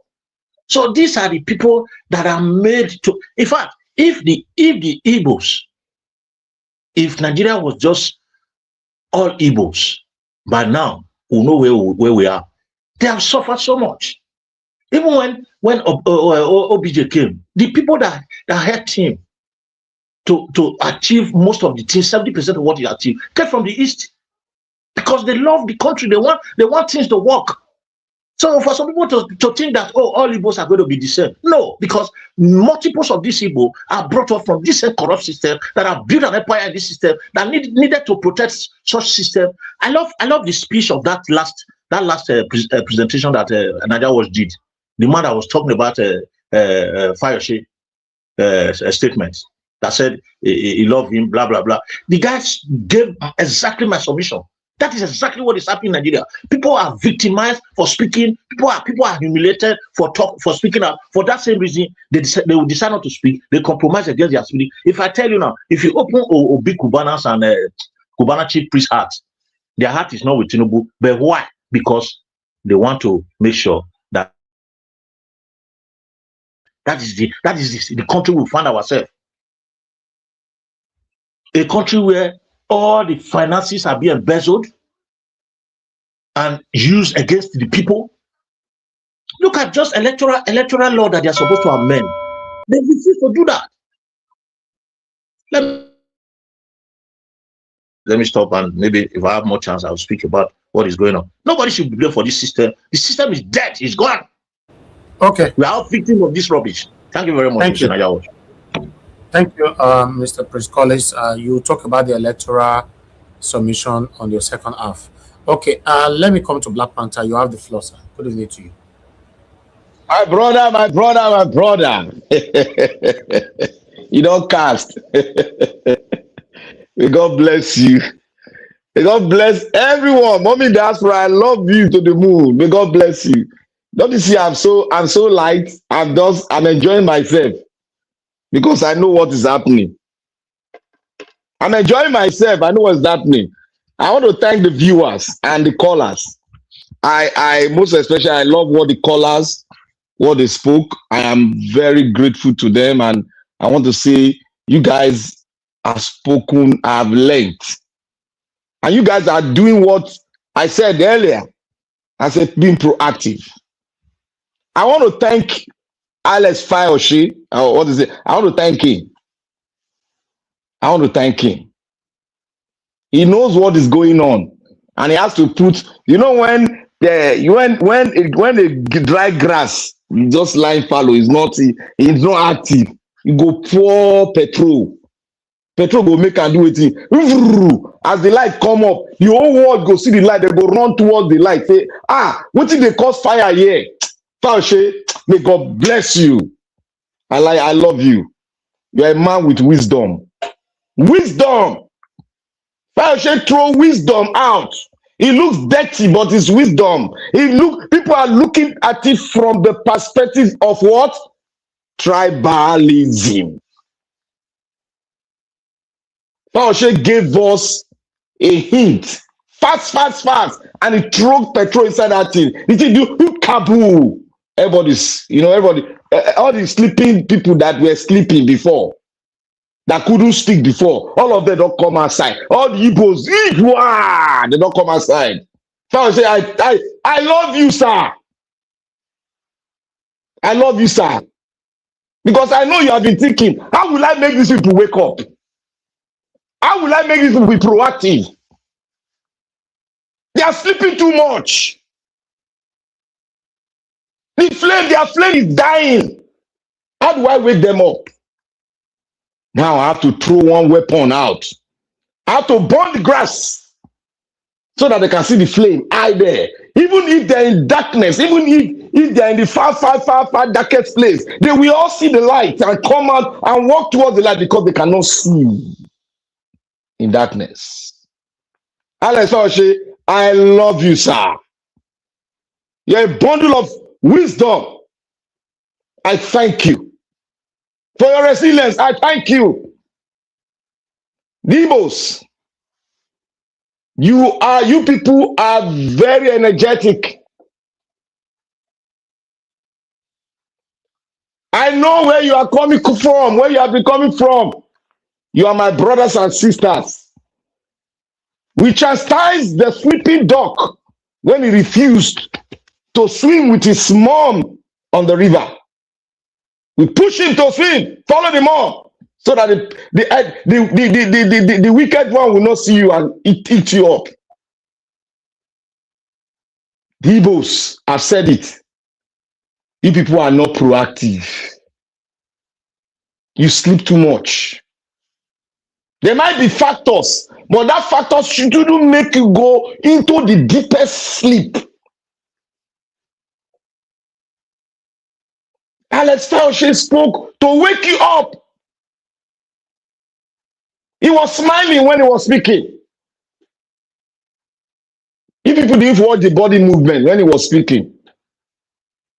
Your brother, what's it called? Kobana, all the people that they gather together, they are all Kobana, what's his name? The one that went to Malaysia, Kobana chief priest. That one went to Malaysia.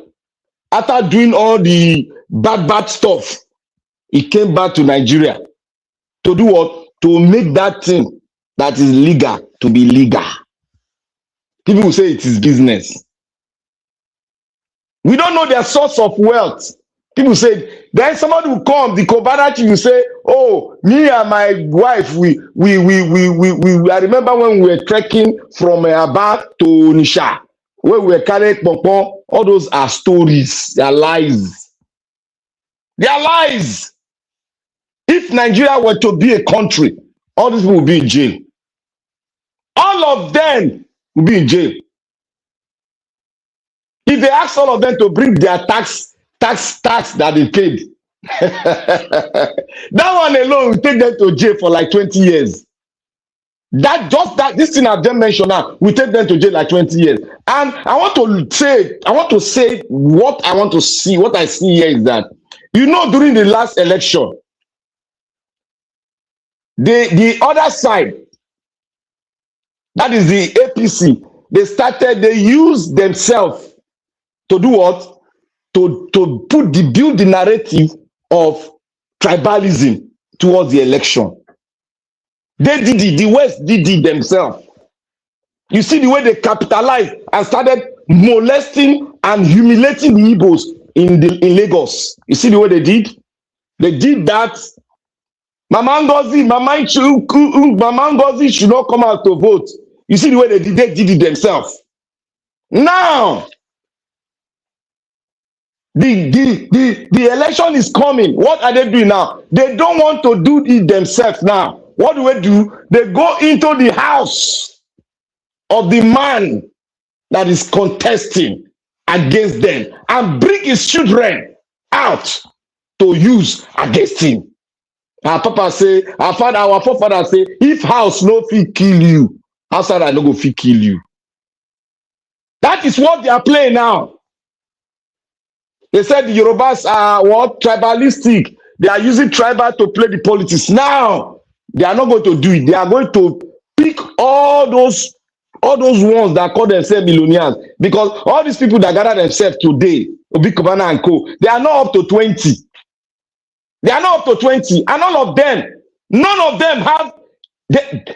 them have a complete tax payment for just 1 year. None of them.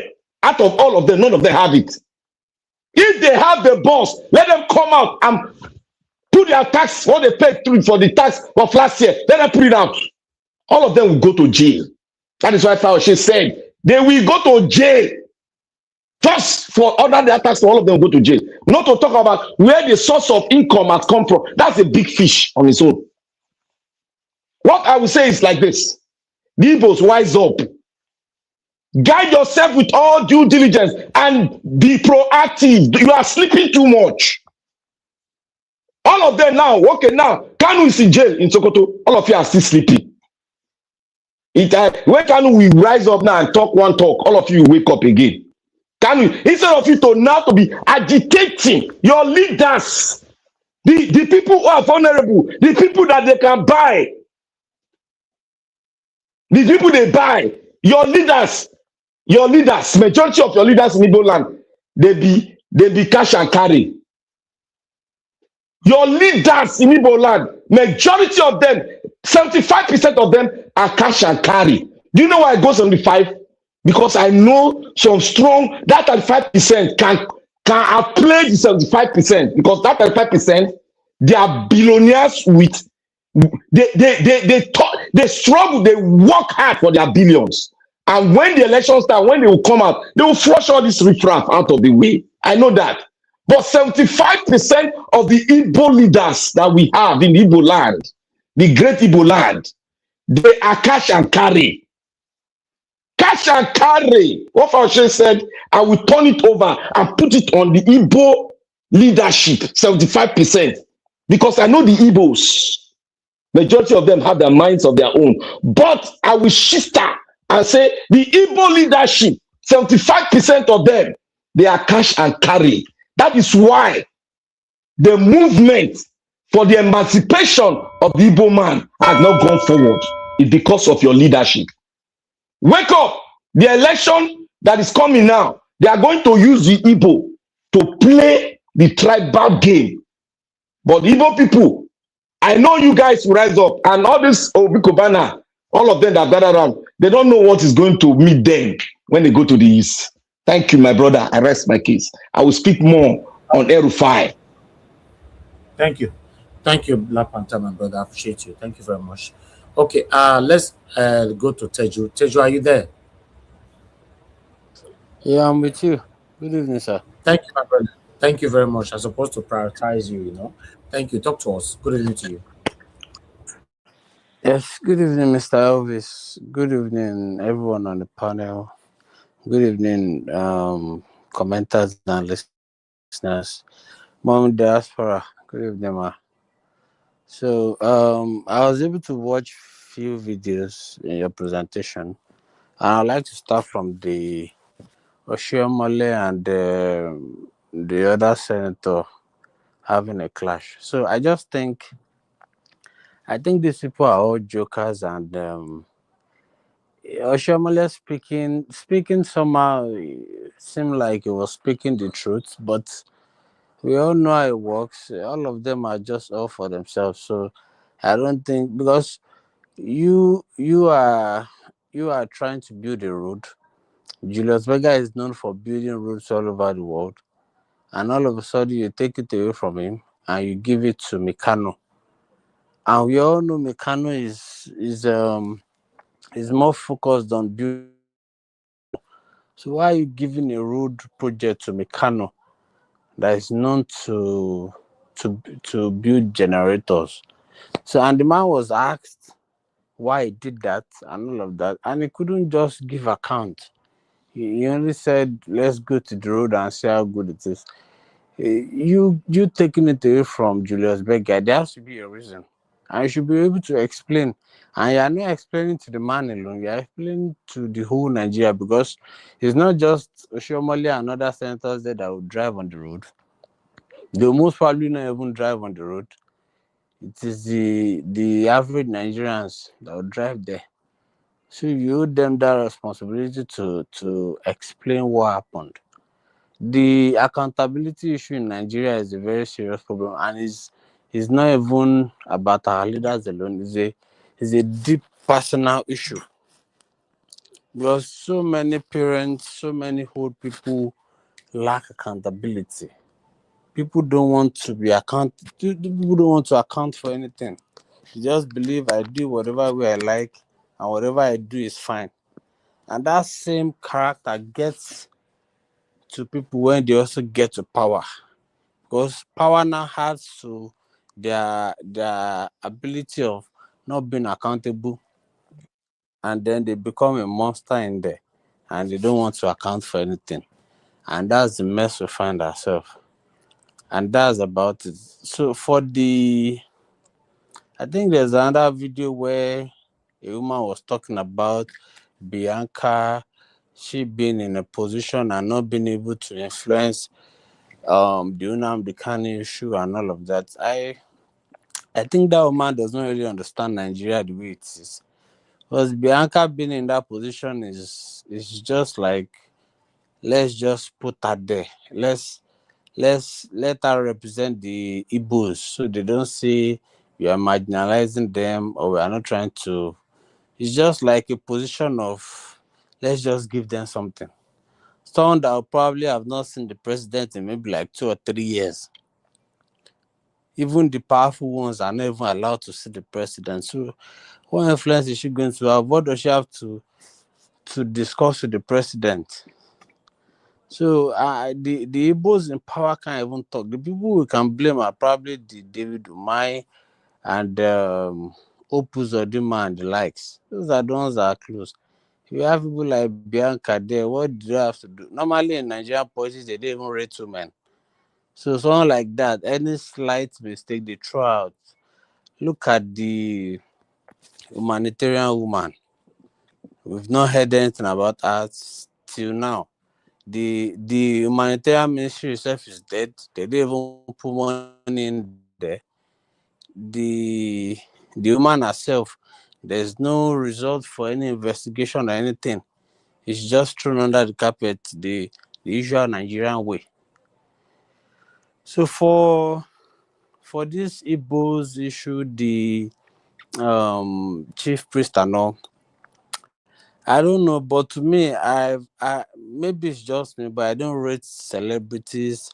I don't take them serious. I don't follow their lifestyle. I don't see why this chief priest thing is a serious issue, because who really is chief priest? Is he an artist? Does he sing? Is he a comedian? Is he a skit maker? Does he act in movies? I don't know what he does. I think they say lifestyle something. Maybe in the same category with people like Pokoli and some other people. So why do we take them so serious? Tinubu does not even, these people can't even command votes. So it's not like their vote is going to count. Tinubu just need them to divide their own people, create chaos, pump their money into vote buying that day, and maybe just get talks to disrupt places where people are trying to vote well for the opposition. I think that's what Tinubu wants to use them for. And they also want to protect their business. But in the long run, for a country that is as bad as it is, there's a way to get to it. All these tricks won't work anymore, because your business might eventually die when people can't even afford it anymore. What business are you protecting when the country is not safe, when people don't have power to purchase anything, and people are just struggling to survive by the day? I was outside somewhere last week, so I just met a TVC guy, one of their journalists. I met the guy there. I was surprised. The guy was just, he was almost begging someone. I'm like, this is a journalist. that appear well in suit and all on TV. The guy was just, he couldn't just express himself fully, but you could tell that he needed something and like he couldn't afford it. And it wasn't even something serious. And if you're in Nigeria, you experience this every blessed day. There's no that I step out that I don't see people beg you for money. So it's so bad, and when you're having people like chief priests, they're out there, they're showing bosses. I don't care about what they do. I think the people in the East and people all over Nigeria should just get set for a royal rumble where everybody is fully angry and ready to protect whatever they can protect, because not everybody which country can even contain us? We can't even leave Nigeria. So we just have to fight for it. There's no other way about it. You just have to fight. Because Nigeria has to work. Nigeria just has to work. That's all I have to say. Thank you very much, Mr. Elvis. I appreciate it. God bless you. Then I would like to appreciate people I love to listen to, like Chris Collins, Mr. Jonathan, Mr. Chimeze, Abdul Malik. Then All right. this woman that calls, she's always like the first caller. Mother Deborah. Mother So Deborah. yeah, Madam Deborah. Yeah, I Yeah. love listening to them. So God bless everyone. Thank, Thank you very much. thank you, God Teju. God bless you. Thank you very much, sir. Okay. Let me hear from Mother Patricia. It's good to have you on the show, man. Good evening to you. Talk to us. Good evening, Mr. Elvis. Good evening, Yes, ma'am. everyone, from wherever you're watching us from. Good morning or good afternoon. Mommy Daspera, good evening to you. Let me just move on. Yeah, Mr. Elvis, thank you again for the opportunity. Mr. Isaac Fayoshe, I don't really see um, how he kind of was playing what do you call it, a tribal card anyway. I didn't see that in his comments, you know. I think, like Black Panther said, it was just helping to stir up those that are sleeping to wake up. But again, people that are talking, the ones that came out to talk, and they are lambasting him, I don't see any reason for that, honestly, because like we will say in Benin or even in Urobo, if one of us behave like the way Obi Kubana and Chief Priest Kubana behaved, now we all take a blame for it. We take blame. If other people are even lambasting on us, we will not have the temerity to go out and be lambasting back and say, don't say it's all of us, don't say that. And we will not do that. We won't. Because there's a proverb we say, that is the millipede that died, that caused children to be making rings with his share. So, which means it is the person from our place that fuck up. Hence, you people are talking to us. We will not come after you. We will not come after you and say what you are saying is wrong and this and that. You know, we won't. We will take the blame. If one of us fuck up, now all of us fuck up. That's what we did. And we not go shield them. No, we're not going to try to shield them. We will come out too and call him out. And anybody that is also calling us out because of him, we will not go after that person. We will take it as, yeah, now one of our own fuck up. So that person has the right to call us out. No problem. That's what we just did. So this, if somebody call people out, say, look, not like this, even though it's generalized, and so what?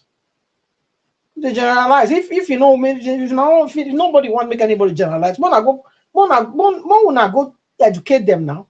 Because if a Benin man misbehave, anybody can come out and talk rubbish. I'm not going to answer the person. I won't. Because that Benin man represent me too. That's how I see it. But when it comes to somebody do bad, they want distance themselves from the person. But if na person when you do good, everybody go embrace and say, now why people be this. So that one me I don't understand for inside. I don't feel understand that. Because we don't work like that. So it's difficult. And the ones that were talking, even the woman that very lightly skinned woman that you played, she also said it now. For the same thing that she was lambasting Isaac Fayoshe, she also said it. That our people, people do this and that. our people, when they give them money, they go sell themselves. So what if Fayoshe can't stop now? Where you can't come out, they can't lambast for? What's the difference? What's the difference?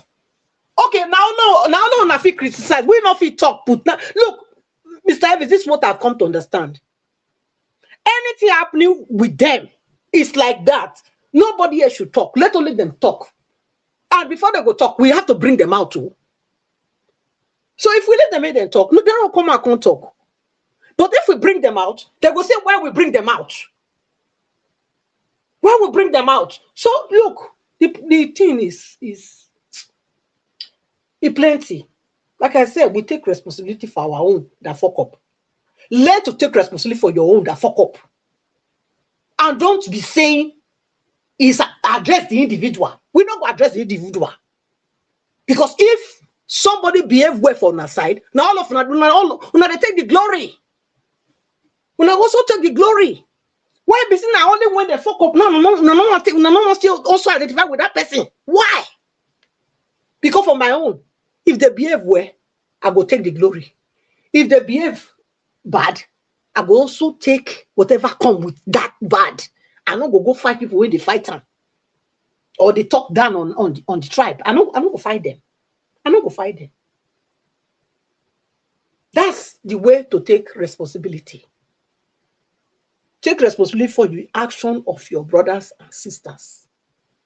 That's true brotherhood. That's true love. So people come here and say, we don't love ourselves. And I go say, no. Not be this now. Because if Benin man do that, because of the love I get for him, I don't go react. Go to cause that person, go to do, say the person they talk rubbish. No. I go call her out, but I don't go face that outside person. Because now you, my brother, and I for my hand. So I go let that person talk with him, talk, make it go. But I go see the time my brother say, what you do not be right. Yeah. So now so it just be. So let nobody they lambast people because say now other people now talk for no matter. You know they okay like that. Una the Kano, they for prison, for Sokoto, for real. When we go come. They there. Innocent man. He did there. When we talk, they'll say, hey, they want me to kill them. They want me to do that. Excuse me. You go live for this life forever before? Did God promise you everlasting life here on earth, say you not go die? Ask yourself that question.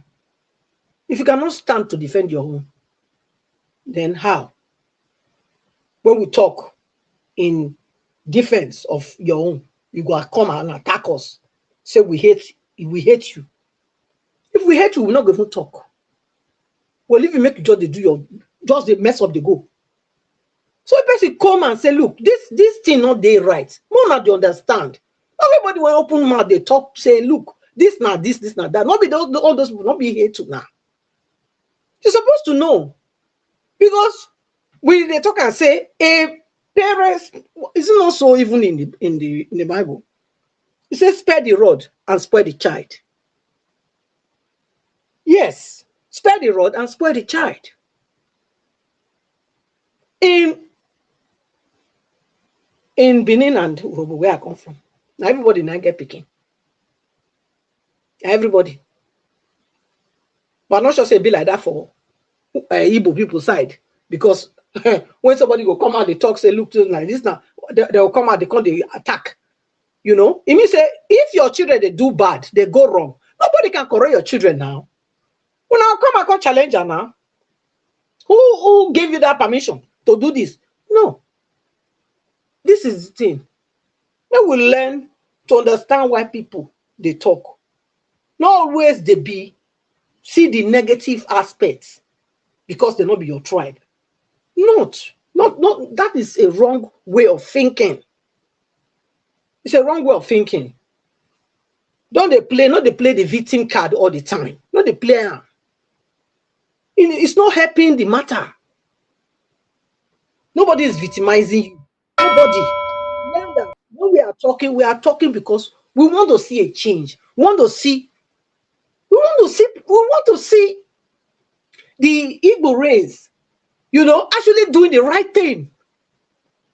Doing the right thing and also correcting his own, and also, you know, ensuring that any of their own, when you go, they misbehave, they go call out, we go call out, and also now we will take, you know, help each other become a better people. That's what we are doing. So I'll leave it there, Mr. Elvis. Thank you.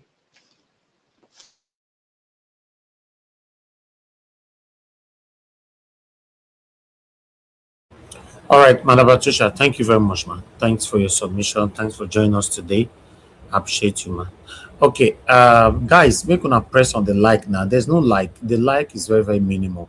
We have lots of people listening to this broadcast right now. Still over 400, and the like is very, very minimal. If you can do that, that would be nice. Thank you. Okay, let me listen to Oga CM. Oga CM, are you there? If you're there, please talk to us. Oga CM. Hello. Okay, sir. Okay. Sorry, my network today is very erratic, to be honest. I don't know why, and I've been trying. I hope it will sustain me for at least the few minutes I will speak before it goes off again. But be that as it may, let me try. And good evening, Niger Watch. I thank each and every one of you. Good evening, everybody. I observe all protocols. Thank you. Let me first say something about Mazi Nnamdi Kanu's issue. Mazi Nnamdi Kanu is in Sokoto prison not because Ndi Igbo did not want him to come out or they are not pressing. Please, I want this voice recorded today, and Nigeria and so many people know it. Sunday Igbo who was offered money to drop his agitation, I think either 50, so if either, I don't know, either 50, I mean, how much, either million or so. He accepted money. Nnamdi Kanu was offered almost 100 times more than that. He said no. He said he refused. That all he wants, he knows that he didn't do anything. They're just, because Britain want him jailed. That's why they are holding him. So it's not because Ndi Igbo, all of us go, they drink Gary for house, so that anybody want to run Ndi Igbo down. He say, look at Nnamdi. It's a lie.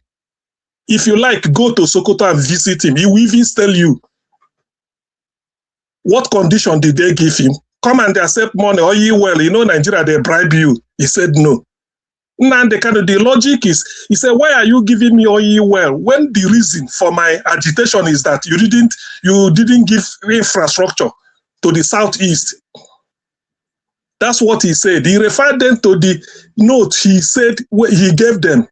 He gave DSS when he was in Kuje prison. Augustine, that information of oil well, where did you get it from? That they offer him oil well? From him. More than that, say, even cash from him. He said from Nnamdi Kanu. If you contact IPOB World Headquarters in Germany, they may reveal it to you. That's what I'm saying. But Kanu said that inside the prison. No, because that is through IOP. He told them that the condition they gave him was let him drop, they will give him compensation, give all those things. He said he's not accepting anything. That why, if he's guilty, why can we have the proof of that? Because a lot of people are listening. Cannot say something yes, that a lot of, okay. I've been on the media for so long. I've never heard that. Exactly. Okay, don't worry. I will find the proof and provide. So it's no. But let me continue. Yes. So yes. So, but it's not a this thing that Ndibo decided to abandon him. It's a lie. You know, Nigeria even want to run an ethnic group down there. Nnamdi Kanu was offered a lot of things. He said no, that he lost his mother, lost his father, 28 people murdered in his father's compound, including the family dog. A lot of people, he said no. He said, if they know that they really mean it, do you know that now to appeal against his case is a problem? Look at the way he was jailed. The world know. Nnamdi Kanu, this is also public, you may not know this. Nnamdi Kanu has written to Donald Trump. The letter is on Facebook. I can provide that. He wrote to Donald Trump to explain, and they are discussing it in Washington, D.C. So they are offering him just to give him a leeway. It's out of the hand of Ndibo. Just this is my own. Nnamdi Kanu's case is out of the hand of Igbo pleading. That's why they quickly jail him, so that later they say it's a mercy. They want to pardon him. So for somebody to say maybe Ndibo didn't organize, they can lobby. If they have a connection with Tinubu, it's out. Tinubu himself can do it. The caliphate, one of the conditions of they gave Tinubu is try and jail Nnamdi Kanu by any means possible, and then bring him to Sokoto. We know all these things. Who is the trial court? Everything is Tinubu's tribesmen from beginning. Even people that represented the federal government in the case, everything. The Hausa people or Fulani people, judges, they wash their hand off. Why didn't they jail him? From being Tanyako to everybody judging him. When Ozekome was judging, they removed. Immediately this one, they have to go and show for Momoto show. So this is a case. People shouldn't judge. It's not a case of Ndibo can beg. Why can't Ndibo beg? Why can't Ndibo beg that living Nnamdi Kanu? When the Ndibo even say, Soludo say, release him, let him be in Oka, let him be with me. And they turn everything down. So that is what I want to say about that. So people should just stop this idea of Nnamdi Kanu is in prison. Look at Ndibo, they can't be able to bring him out. Yoruba brings Sondibo. It's a lie. Sondibo who accepted money. He's accepted money and then go his way. Not that Yoruba people went and then okay, if Yoruba people can beg, why can't Ndibo beg? Nnamdi Kanu, 99% of Ndibo are behind him, so why can't they beg? That's one. Yes. So the Igbo accepted money. Do you have proof for that? So the Igbo is a 50. It's everywhere. It's everywhere in the internet. Yes. Don't direct. See what the people are saying now. Don't direct your answers or your question to the people of Igbo. The Igbo people love Kanu. Now, you take a look at your leadership. The leadership is the problem. Listen. Black Panther, hold on. On this Nnamdi Kanu issue, there is no Igbo leadership. There is no Igbo leadership higher than Ohanes and Igbo. Listen. Just hold on. There is no Igbo leadership higher than Ohanes and Igbo, higher than World Igbo Congress from America. They came because of this to go and appeal to Buhari worldwide. So who is Igbo leadership? Is Hope Uzodimma, Soludo, or 5 governors? Are they higher than Ohanes and Igbo worldwide? Are they not from Ohanes? Is it not from past governors? Are they not there? World Igbo Congress in US, are they bigger than them?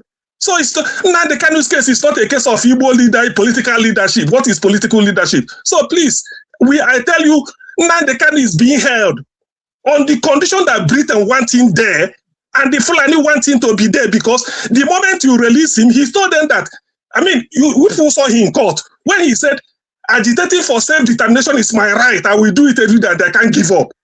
Do you know that in Sheikh? Do you know that people said, this man said, so even if you release him, whatever it is, you go back to his radio and be agitating. Why did they harm him? Why did they get it? Because they know if Igbo leaves Nigeria, nobody, Yoruba and Fulani cannot coexist. They know that. The whole of South, everybody will find their way. So for Britain to continue to get what they are getting, they have to see Nigeria the way it is. Why are the northern people saying Nigeria is sacrosanct? Why? They're telling America because Nnamdi Kanu's case and Biafra is being discussed in Washington. So that's why they tell America, don't divide us. That is one. Let me leave it at that. I will come back to another issue. Then on this Obi Kubana issue, You see, what the issue of this Obi Kubana is this. Some people are speaking whether out of ignorance or some people are speaking just to smear and deep or so. And I have my reason. When this thing broke out, within 24 or 48 hours, I forwarded a link here on Niger Watch. It's called Ugumba. That is an Igbo program. It's watched worldwide, the highest viewership. People are listening to me. That was where they finished so many things I didn't even know. But I said, this is not in English. I posted it. I said, anybody can copy it. Open it, call any person, say, what are they talking? Igbo has destroyed Obi Kubana from inside. Go to Facebook, people are messing him up. Go to anywhere, just open. Ask any Igbo person, nobody. But people will just come and say, he's selling. Nobody is selling Igbo. My attitude is that if you want to condemn Obi Kubana, look, call him 1 million names. It doesn't bother me. He deserves it. But somebody will just say, he's selling Igbo. Election they will hold next year, in February or thereabout. This year, they don't say he don't sell. Tinubu can never win in Igbo land. 5 states. If he cannot win Lagos, he can't win Osun State. Okay, when Tinubu lost Osun State, did they say Yoruba sold Tinubu? Tinubu claimed to come from Osun State, but he lost Osun State to PDP. In Lagos, where he has been a de facto governor since 1999, changing governor, Peter Obi floored him there. Peter Obi won in Abuja. Doesn't that show you that the man is accepted nationwide? Kwankwaso that is say Kwankwaso get north. Atiku, Peter Obi beat Atiku in the north. How many states did Atiku win in his own area? Peter Obi came there and then beat him. What of Rivers State and what Wike did? So when people see all these things, there's nobody selling. Man, what my concern is, don't say Obi Kubana cannot sell in Igbo or his group. If you want to condemn Obi Kubana and their this thing, please, you are free. I can never come to his rescue. Never. No Igbo man is coming to his rescue. Nobody. The real billionaires in the Igbo has like Kostaris, who boasted openly that he has made 50 billionaires and he knows the name. Innocent, do you see them talking? Chicas, there are many of them. You don't see them. Peter Obi himself is a billionaire. Who is Obi Kubana? Peter Obi has at 1999 before he entered politics. He's already a billionaire with 2 kids. So when people come and say you want to have a slack on it, no, we don't. I don't like that. Condemn Obi Kubana all you want. Stop there. Don't just say he sell. He sell who? Who he sell? Ndibo. By the way, see, when the chips are down, I said it only that people don't listen to. People maybe deliberately they forgot what I said. When the chips are down, that video that Mrs. Tinubu used to say they were buying Igbo in Lagos and carry all their properties, which they are doing already. That video, that is what they will use to circulate. Obi Kubana cannot counter that. Obi Kubana cannot counter it. Today, their buildings are destroyed in Lagos. So do you think Igbo man will be so stupid with all these things? They go and vote for Tinubu. This job, they are catching crews. Maybe they want to cash out from Tinubu. But please, people should just stop. If you want to condemn them, condemn Obi Kubana 1 billion times. No, in fact, if you want to buy him, I'm not interested. Anybody can buy anybody. But to come and use it to say, it don't sell out. Igbo, they sell it. It's a lie. Igbo are so sophisticated. You can't use money to buy vote. We voted for Jonathan, not because Jonathan gave money. We voted for Yaradua Atiku. Obasanjo didn't give money. Thank you. So people cannot use money to buy Igbo. We don't vote for money. Thank you. Thank you, Augustine. Thank you very much for your submission. But one thing that I'm happy about, please stay mute. Thank you. One thing that I'm happy about is that 90% of the videos that we play are Igbos. So at least your message will go to them. I purposely selected those videos because I know if I bring other tribes in, would have been a problem. So 95%, if I'm not mistaken, all the video that I played today are Igbo people speaking to themselves, calling out Obi Kubana and calling out the entire Igbos. I'm not a supporter that they are generalizing. You know, I understand that Isaac Fayose started it, you know, and all that, but I still don't believe that Isaac Fayose was attacking the Igbos. He was being sarcastic, but very, very serious. You know, because he wanted more Igbo people to speak and condemn what Obi Kubana and Chief Priest is doing. You know, so like I said, luckily 95% of the video that we play are the same Igbo people is questioning. So at least Augustine message goes to them that they should shut up. And I would like to respond to you. I don't usually do this. Please, let me finish. I'd like to respond to Ikeshoku. Ikeshoku, you know, me, I don't like hypocrite people. Yes, and I've never seen you like that before, but this your comment looks very hypocritical, and I don't like it. You know, I'm too straightforward. Nobody I cannot talk to. I don't put water in my mouth to talk. I talk directly. Your comment is out there. Dr. CM is being asked for a proof. You would have just put my name there. Nobody ask him, me ask him. Yes. And then you went on by saying that, but Patricia will be allowed to spew lie, hate, and rubbish. She have never said lie here. She have never. She's saying something that is not suitable to your ear. That's why many of you hate her. I've sit down so many times to listen to this woman to see if she's actually attacking the Igbo. No. When you people are counting your state, wherever, I don't know where she's seeing all those things, counting your state, and thank God that Augustine testified to it the other day that yes, she saw that he saw the 40 state people were counting. When you are counting your state, other platform where she believe, where she goes or whatever, she come here to counter it that please stop adding a do to it. How did she hate anybody? She don't hate nobody. She speak how she wants to speak. So the day I will know she say something here that is not true, and you know maybe I was not there listening, please bring my attention to it. Test me, my integrity that day, and see if I will react. Don't just say, oh, Augustine is being asked for a proof. Of course, I need the proof that Nnamdi Kanu was offered oil where. Why not? I've never heard that before. I've been on media for over 11 years now. I've never heard that before. First time I'm hearing it, are you telling me I don't have right to demand for a proof? I have rights. So, and he also went on that Igbo was paid. I've never heard that before as well. I also need a proof for that. The way you are protecting your ethnic group, other people are here from other ethnic group. The way you are trying to accuse me, other people can still accuse me that Augustine said something, I did not say anything. It's just a proof, simple. I'm not here to defend it that they did not offer Nnamdi Kanu money. Me, myself, that is here, they do offer me money sometimes to cajole me away from what I'm doing. As long as there's proof, that's it. There's nothing wrong with that.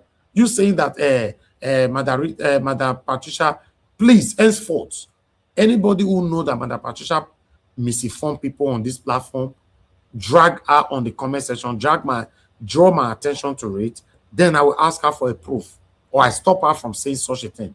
Because I've tried, to be honest, in case you guys don't know, I've tried carefully whenever, even though I'm busy, whenever I reach Madam Patricia's turn, I want to hear what she's saying. All that she's saying is something that is not pleasing to your ear. She's not lying where you hate her. Some people can be coward, or some people don't want to create problem between any ethnic group or anything, blah, blah, blah. They just want to bypass things. Doesn't mean they don't know. Madam Patricia is the kind of person that is blunt. She wants to say it how it is. Then saying it how it is, automatically she's lying. Like Isaac is saying now, yes, she is. She what? Give me proof where she have lied against you. I promise I will apologize. Henceforth, in case you don't have, for the past, then henceforth, pay attention to whenever she lie on this platform, whenever she misinform people on this platform, draw my attention to it. You cannot draw my attention when she's saying don't count and do people to your 40 states. Don't draw my attention to that. She's giving a submission because she saw it somewhere. Although I've not seen it, August CM testified that he also saw it. If maybe me see that video, so I even play, I don't know where they say him. And I don't want to pay attention to that. I think it's a distraction.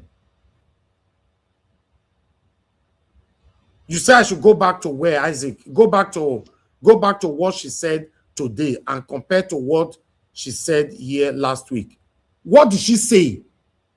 You can't give me job. You tell me what she said. You do the job. Go and cut the seconds and bring it for me. I'll play it here. That's what others are doing here. They cut the seconds, they bring it to me, they put it either on the comment section, on the private chat, or onto our WhatsApp. I'm giving you now, sending you an errand, Isaac.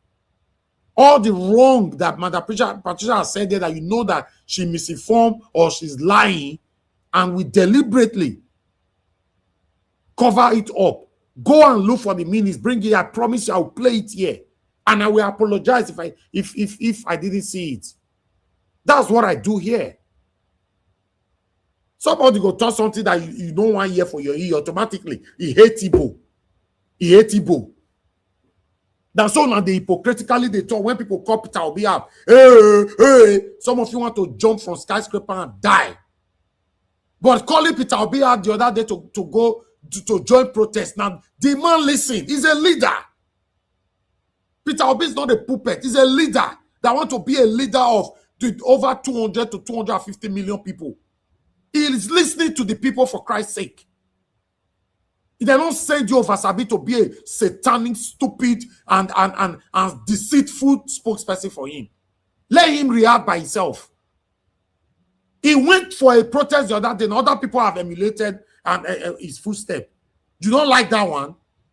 When they call him out, you will say, that's why you see, sometimes I don't know what to say. Mr. Joseph Oji go talk for here. Una say na fake Igbo man. But when I would destroy Shomole for here, una not the talk say I be fake Edo man. No. Why? Look at Oga CM's submission. At the only area I asked him is I need proof. Finish. Every other thing he said was brilliant. He said if they want to do anything to Obi Kubana, they should do it. They shouldn't generalize. Every sensible person will say that.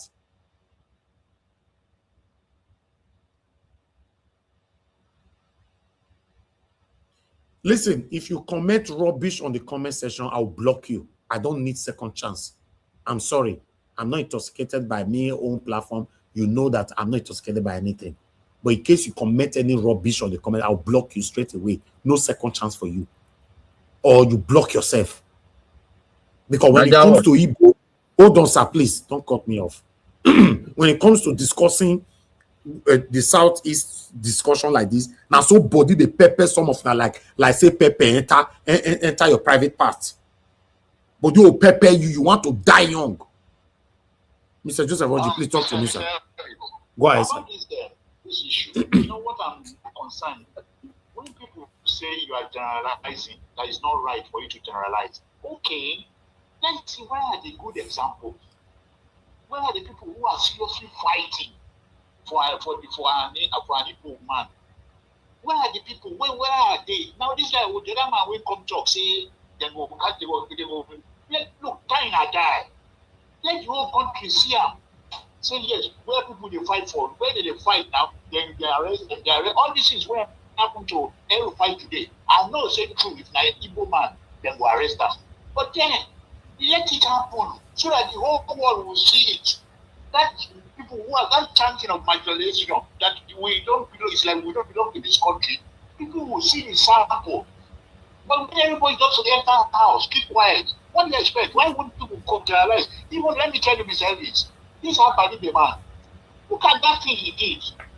You can see now he's just showing media. You very announce say one man, one vote.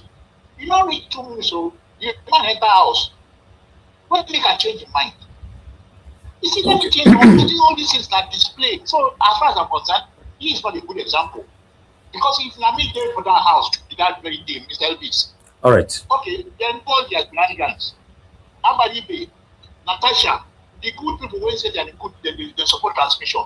None of them even find it right to come out to the protesters and say, "Oh, we appreciate what you guys are doing. Thank you. Don't worry, we are still on it in the house. This is the extent we've got into." They went through the back door. They all went to their various houses. Back door. Okay, thank you, sir. Yeah. Thank you, Mr. Joseph Oji. Thank you, sir. Okay, you commented, Isaac. You said, I just hope I didn't lose that. Just hold on. You said, okay, you put that there. Let me remind you what she said last week. She accused someone of generalizing about South. She asked you to go play the video, but today calling the entire Igbo was good to her, or whatever, blah, blah, blah. Listen, the same last week you are talking about, if you are not hypocritical, Madam Patricia accused ECBD wrongfully here. What was my position? If you are not, Isaac, I have so much respect for you. If not, I wanted to label you satanic right now. Because I don't like people who give submission, who you write your statement, you don't finish it. What was my stand last week here? I stood by ECBD and I corrected that statement after a day or after 48 hours. Because it was my brother Yabo Azi, my admin here, that went to cut that video for me. When I not force him to go do him. He did it privately and sent it to me. I watched it and I came here and I gave my submission. What are you people talking about? Then someone is saying that Madam Patricia is anti-Igbo. If she's anti-Igbo, then that's her choice. As long as she did not break the rules of the platform, as long as she did not insult or rather lie against the Igbo, you are not breaking the rules of the platform. People are entitled to their freedom of expression, freedom of speech, or freedom of association. It's not my business. I don't have right to the people on my panel. Have that in mind. I cannot force people to be anti-Edo or not to be anti-Edo. As long as you don't insult. The reason why I blocked Pansat on earth and the heaven, insulted my kingdom. The day you will know, man, that Patricia insult your kingdom, draw my attention to it. If I'm sleeping, wake me up. Then you will know if I'm a biased person or not.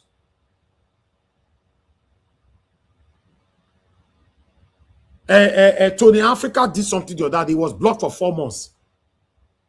He said that the Igbos are more closer to the Fulani. Oga CM called him out. I showcased everything here. Please.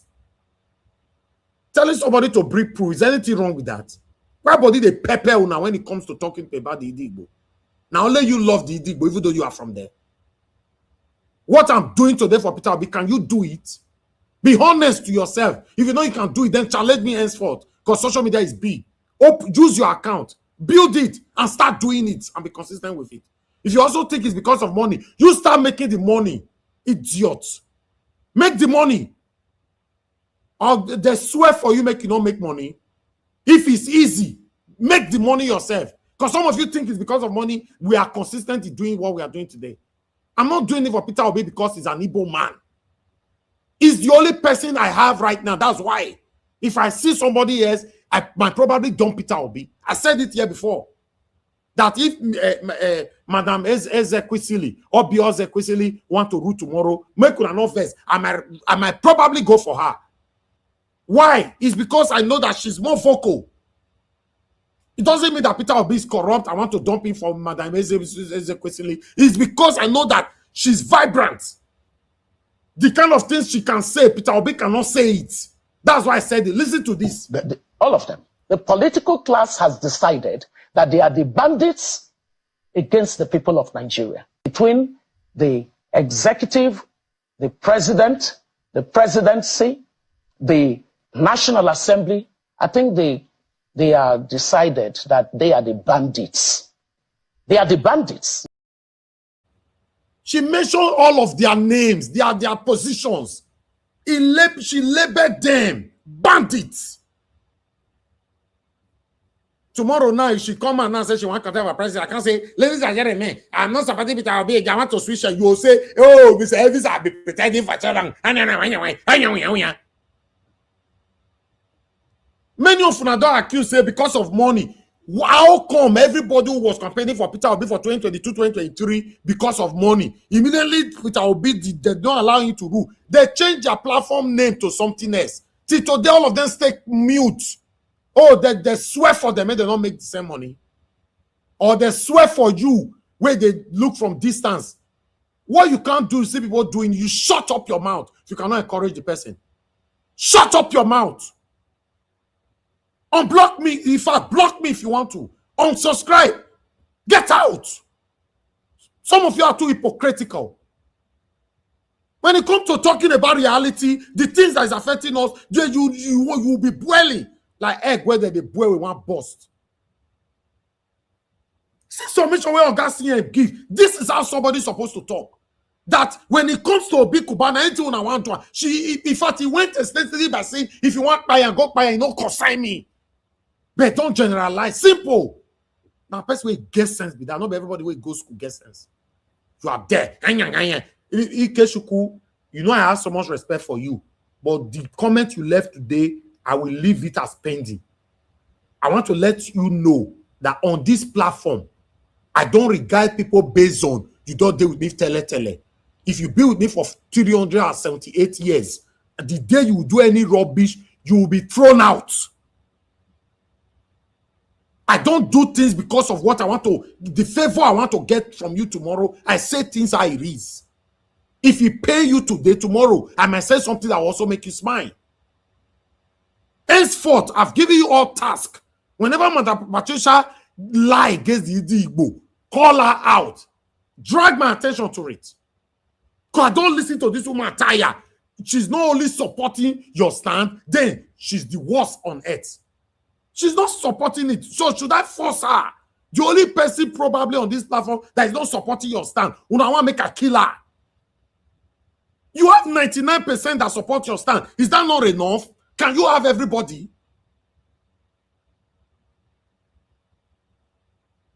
Make we get better country. Division everywhere. Everybody cannot like our fight. Everybody cannot like what we are fighting, supporting. Everybody cannot like you and I because we are supporting Peter Obi. Let's manage what we have. We are not agree. Many of you, your power is lies on comments keyboard. Cowards everywhere. Pansat. You don't go to Asoro, they will catch up to the book, they will catch up the make it try to illegal, they will catch up to the book, they catch up coward. The reason why I hold Mr. CMT today, why I hold on so tight, you know, apart from saying me, do you know how many people that look forward to hearing this man's voice here? When they talk, they listen to himself. I understand something get out of hand, he's angry. The same anger you are seeing from me right now. The same expression you are seeing from me right now, that makes us human being. He's the only person, no matter how the heat go beat to the Igbo, he go come to this platform, his submission will be too accurate. Una, they commit rubbish there. This I dare to pamper you. If you don't join my platform again, so people, soldier come, soldier go. People die every day. A lot go to graveyard. A lot of people are there with extraordinary talent because they refuse to share. They die with it. Just yesterday, I was talking to my friend. I said, do you know that Nigerians are so wicked? He said, why am I saying that? They say Nigerians are so wicked. What they know that can make them money, they will never tell their neighbor because they want to be the only person that is rich. He said, why did you say that? And I told, because there was a discussion that led there. I don't want to discuss that one here. I said, but go to the grave today. Okay, for example, you know how to make computer. You don't want to show another person. If you die tomorrow, that blessing, that talent where God bless you, you carry and go grave. Because of, I don't want anybody know I take make my money. I want to be the richest person in my community. I make everybody there. Do you know how many people are promoted to first class position today that are brought to limelight? More than 50. All of them are doing excellently well. Some of them don't buy house for abroad, buy for Nigeria, buy everywhere. I can brag about it. Do you know a lot of people have empowered? Come on, my AC technician. I don't want to go there because what I do is within me. I don't want to distract the people on my panel.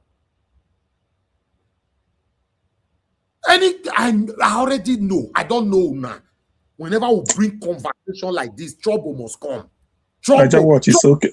Niger Watch is all right. It's okay. Niger Watch is all right. It's all right. Let's make progress. It's not a word is enough for the wise, as they say. My answer up. No, we don't need to. Let's not dwell on it so much. I'll just forget about it. Thank you, sir.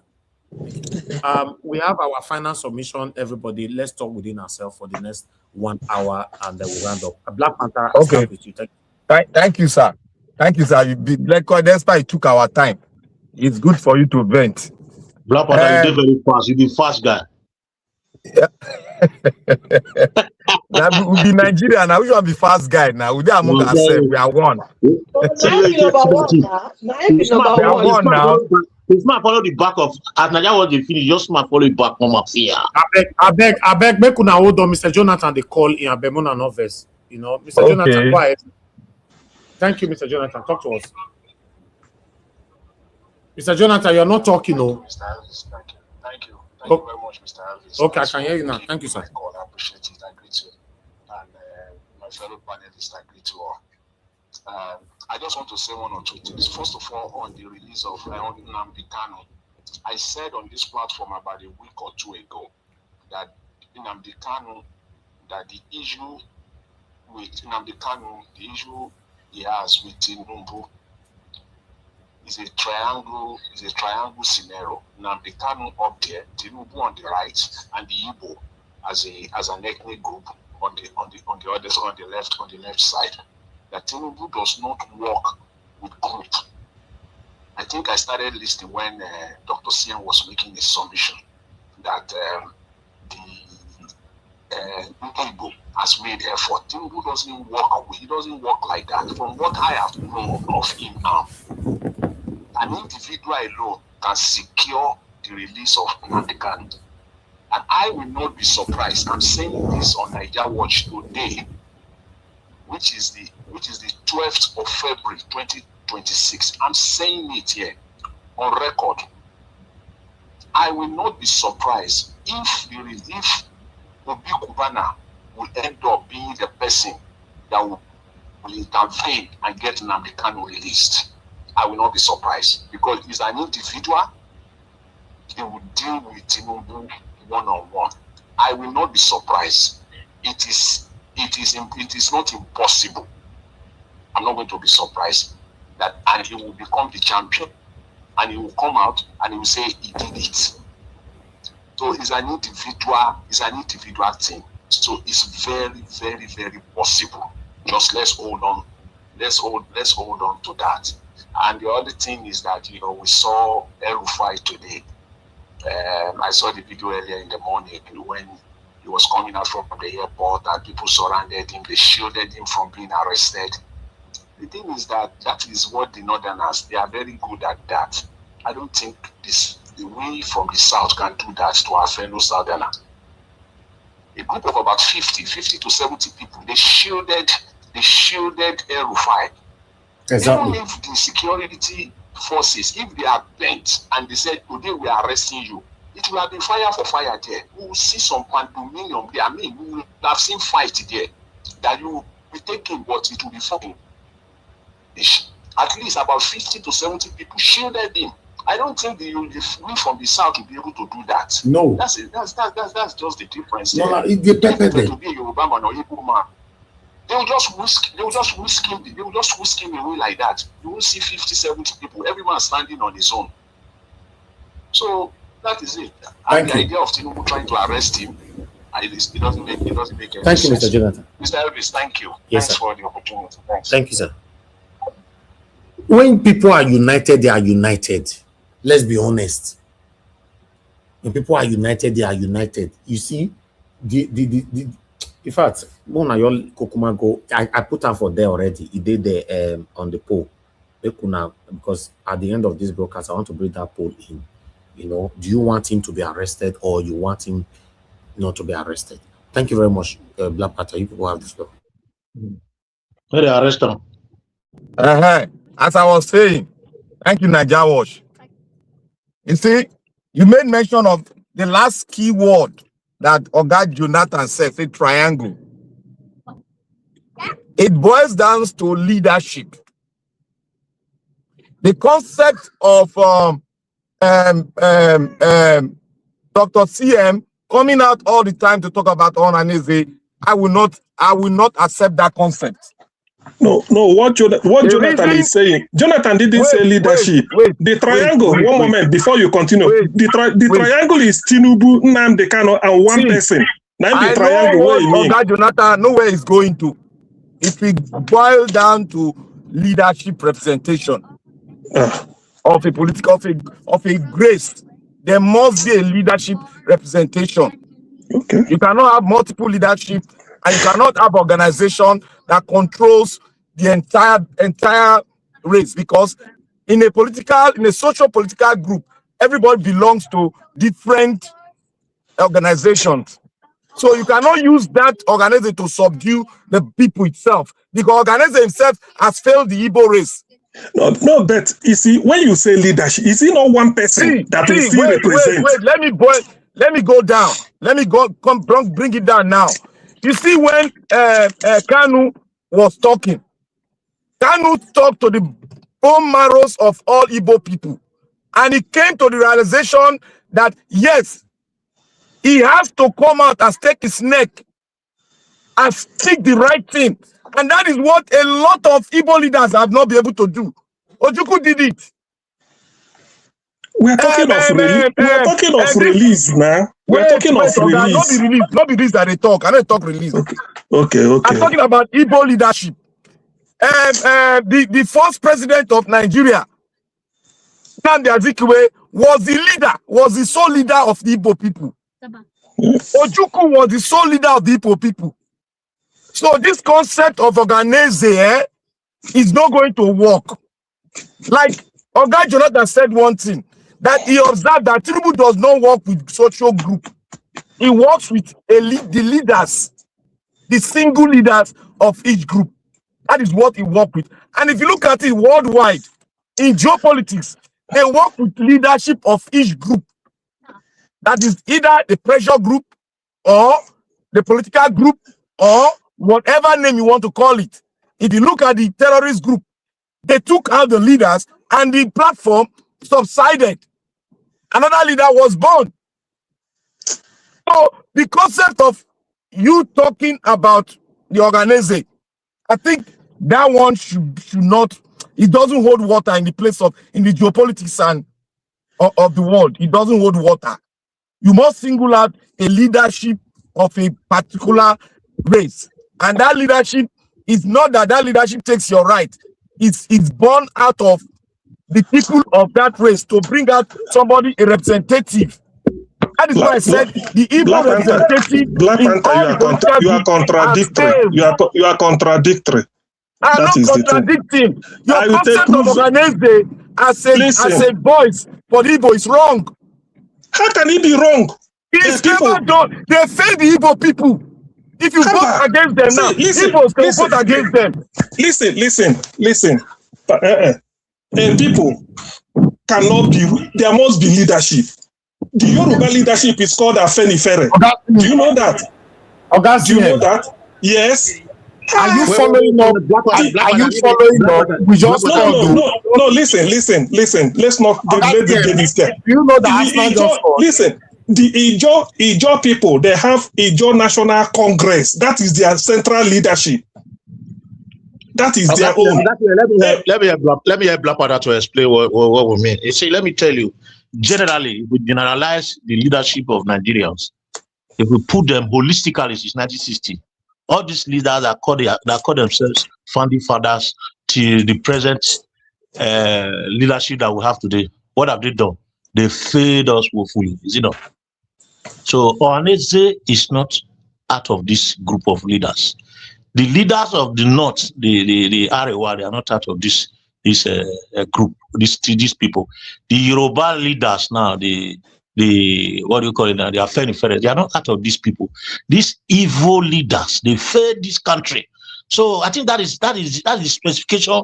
This Black Panther is trying to tell you. All those leadership in the name of umbrella, they are failed woefully. They compromise. They don't do the right thing. So if you begin to say, okay, if you begin to specify leadership, okay, let's talk about the Ijo leaders now. What is this man doing there, Azari Dokubo? He's explaining it. See, whether you succeed or you know or not, that is another proof. That is another issue. That is the issue. That is the people that we pick the people that are leading them. It's as simple as that's what I'm saying. It's not a leadership of the Igbo people. Ohaneze leads in the Igbo. Are you telling me? It's an accumulation of Igbo people, but Ohaneze as a group is not in a leadership position to speak for the Igbos in politics. Hey, they don't do that.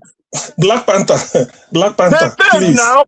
Black Panther. Failed. You want me to bring it out? Black Panther. I want you to get my point clearly. Failure of a leadership is one thing, but they are the leader. If they succeed, good. If they don't succeed, that is another thing. But they are the leader. That's what I'm saying. You cannot say they are the leader, because you must have a point of reference. One point, singular person. You have to single out one person that will lead and come forward for the Igbos. Listen, as it is now. Listen, listen. Many people are doing it. But people don't want to accept it. People don't want to accept it. Black Panther, you are mixing a lot of things. Ojukwu was the military governor for Eastern region, including Igbo, Efik, Ibibio, Ogoni, Ijo, those that are part of Eastern region. Because they want Eastern region to be a separate country. Ojukwu is the leader, that is a military leader. Automatically, he fell on him after what they call Eastern Nigeria Consultative Assembly met and tell him to declare. He declared. He wasn't leading in the Igbo in that aspect until the war started. How? Why do you say he wasn't leading the Igbos? Hey, listen. He said that I'm not clear. When he was the military governor of Eastern region between 1966 January till maybe 29th May 1967. As at that time, he's the military governor of Eastern region. Eastern region is not only in the Igbo. He is the military governor. When the war started, and then Gowon started to create state, carved out southeastern state, Calabar, carved out river state, our Port Harcourt. What was left is East Central. So that is where they expect Ojukwu to lead, and that is Igbo. That's how he fell on him. It wasn't that Ndi Igbo sat down to say, Ojukwu, we make you our leader. What about Zeke?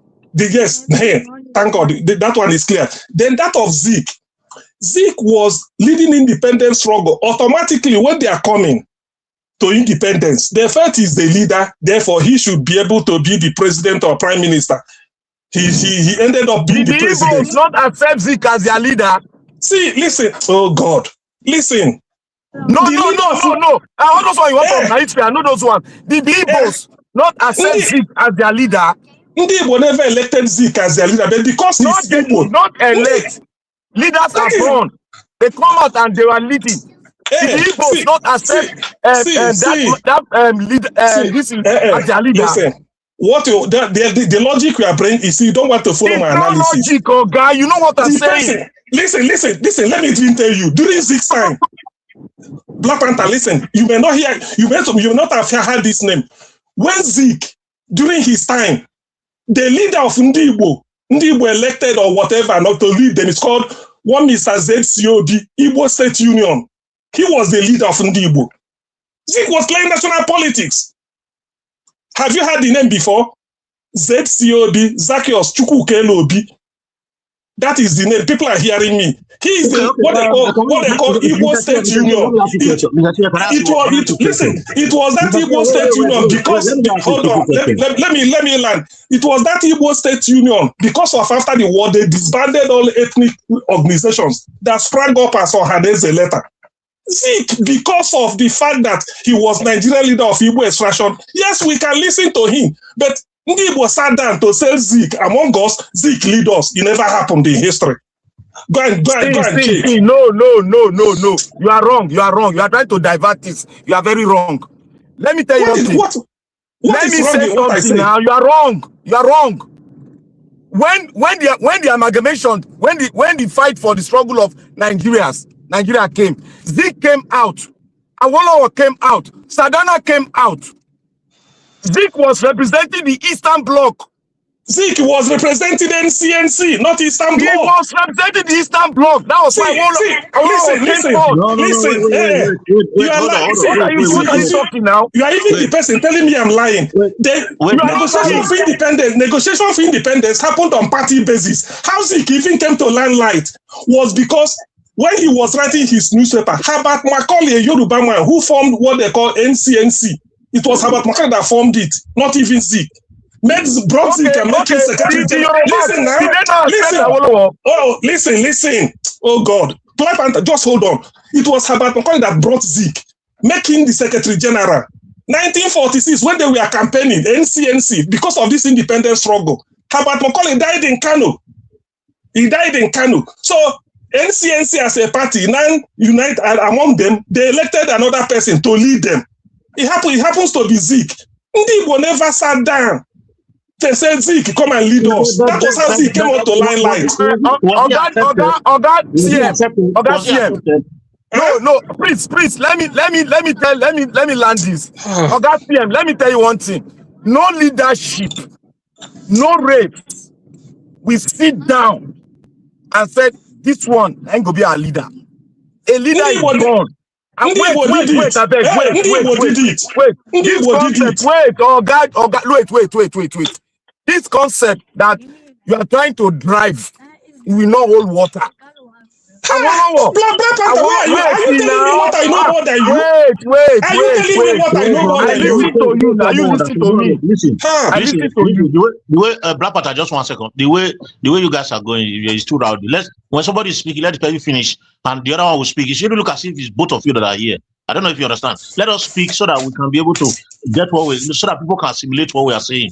Thank you. Black Panther, you finish. Then I'll speak. Then Mr. CM, you can come in. Because we the rest of all, we also have something to say. Okay, thank you, sir.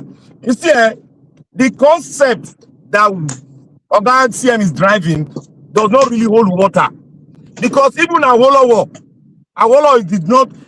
itself came from a group, and the Yorubas accept him as the leader of the Yoruba race. So when they sat down on that table, deciding the factors that will affect us as a people, Zeke was singled out from the east, Awolowo was singled out from the west, Sardana was singled out from the north. That was when they gave birth to that three Wazobia that decided the fate of the majority of the Nigerian nations. So the concept of you saying that the Igbo have not selected or elected their leadership does not hold water, because the Yoruba is not going to an election to elect Awolowo. So that is why I said the Igbos, the leadership is born. They single out themselves, and when they come out to speak, people will accept them as their own leader because of the antecedent. You don't just say, I'll go and elect. You don't politicize bringing a leadership. That is politics now. You can't use politics to select who is going to lead a whole race. They are born. Kanu was not elected. He came to lead, and he showed it, and they accepted him. That is how a leader is born.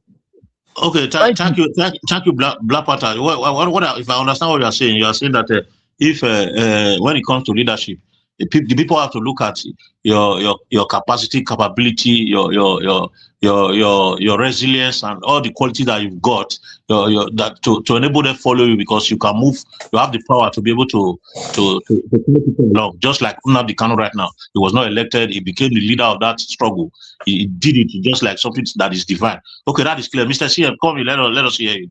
See, Juan, you see, with all due respect, what I've just told you, the emergence of Zeke on the national scene, Zeke was never. Zeke, any Igbo man will tell you, he's Igbo, yes. He was never an Igbo leader. They call him a nationalist. When they were building up for independence, the struggle for independence was on party basis. It's as simple as that. Because if it were an ethnic group, what of others? Who did what? Why can't they nominate? NCNC was the leading party, in fact, the first political party, formed by Herbert Macaulay. Zeke was even in America when they started. It was when he came down, he came down as a journalist, he joined them. Herbert Macaulay saw his talent, and then they elected him Secretary General. He joined. He was just like the next Herbert. Then in the course of, as they are evolving, the Herbert Macaulay died. They now pushed Zeke up, so come and take over. It was called National Council of Nigeria and Cameroons. This was the situation. Even when Cameroon break away, when Cameroon left Nigeria, what is called now the Western Cameroon, how do you change National Council for Nigeria and Cameroon? You still put Cameroon in your party. Zik suggested, said they should call it National Convention of Nigerian Citizens. It still remain NCNC. Awolowo was for what they call action group, which they formed in UK when he was even going to school, when he was studying law. He now came down and they metamorphosed it. They formed it in Nigeria. When he came down, he joined. They said they formed action group at the house of Adekunle Ajasin, somewhere in Ondo State. So this was how they started. Herbert McCall, Ahmadu Bello on their own, it's Northern People's Congress. As at that time, Zik was doing NCNC. The Igbo leader is called Chief ZCOB, Igbo State Union. It's not Zik. What I'm telling you are historical facts. Ndi Igbo listen to know. The Igbo State Union, it was formed at Yaba, where everybody gathered. Say they want to have their own, just like meeting. From meeting, they call it Igbo State Union, ISU. It's an Nne woman that was the leader. Okay. So this is the way Zik emerged. Ndi Igbo, even today when you talk, they say if you call Zik Igbo leader, you are diminishing his status.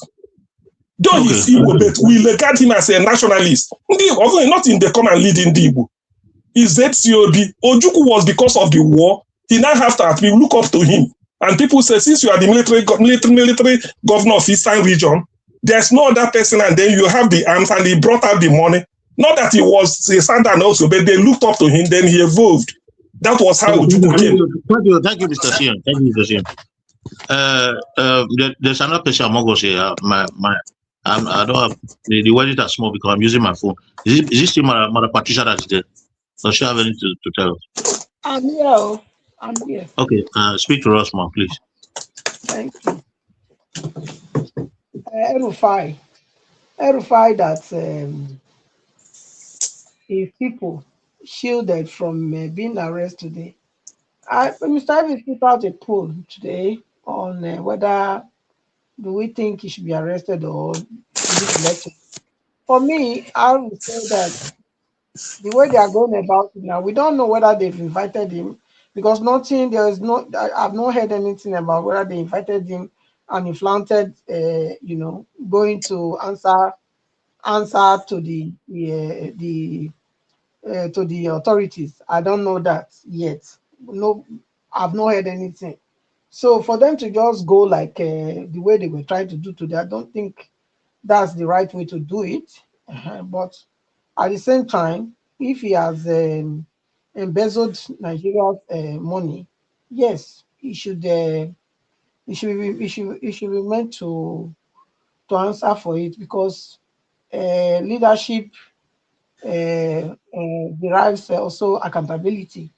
So it's not just about leading people. You have to be accountable also to how your stewardship, how did you manage whatever that you were handed that was handed over to you during your time. I think if we have this kind of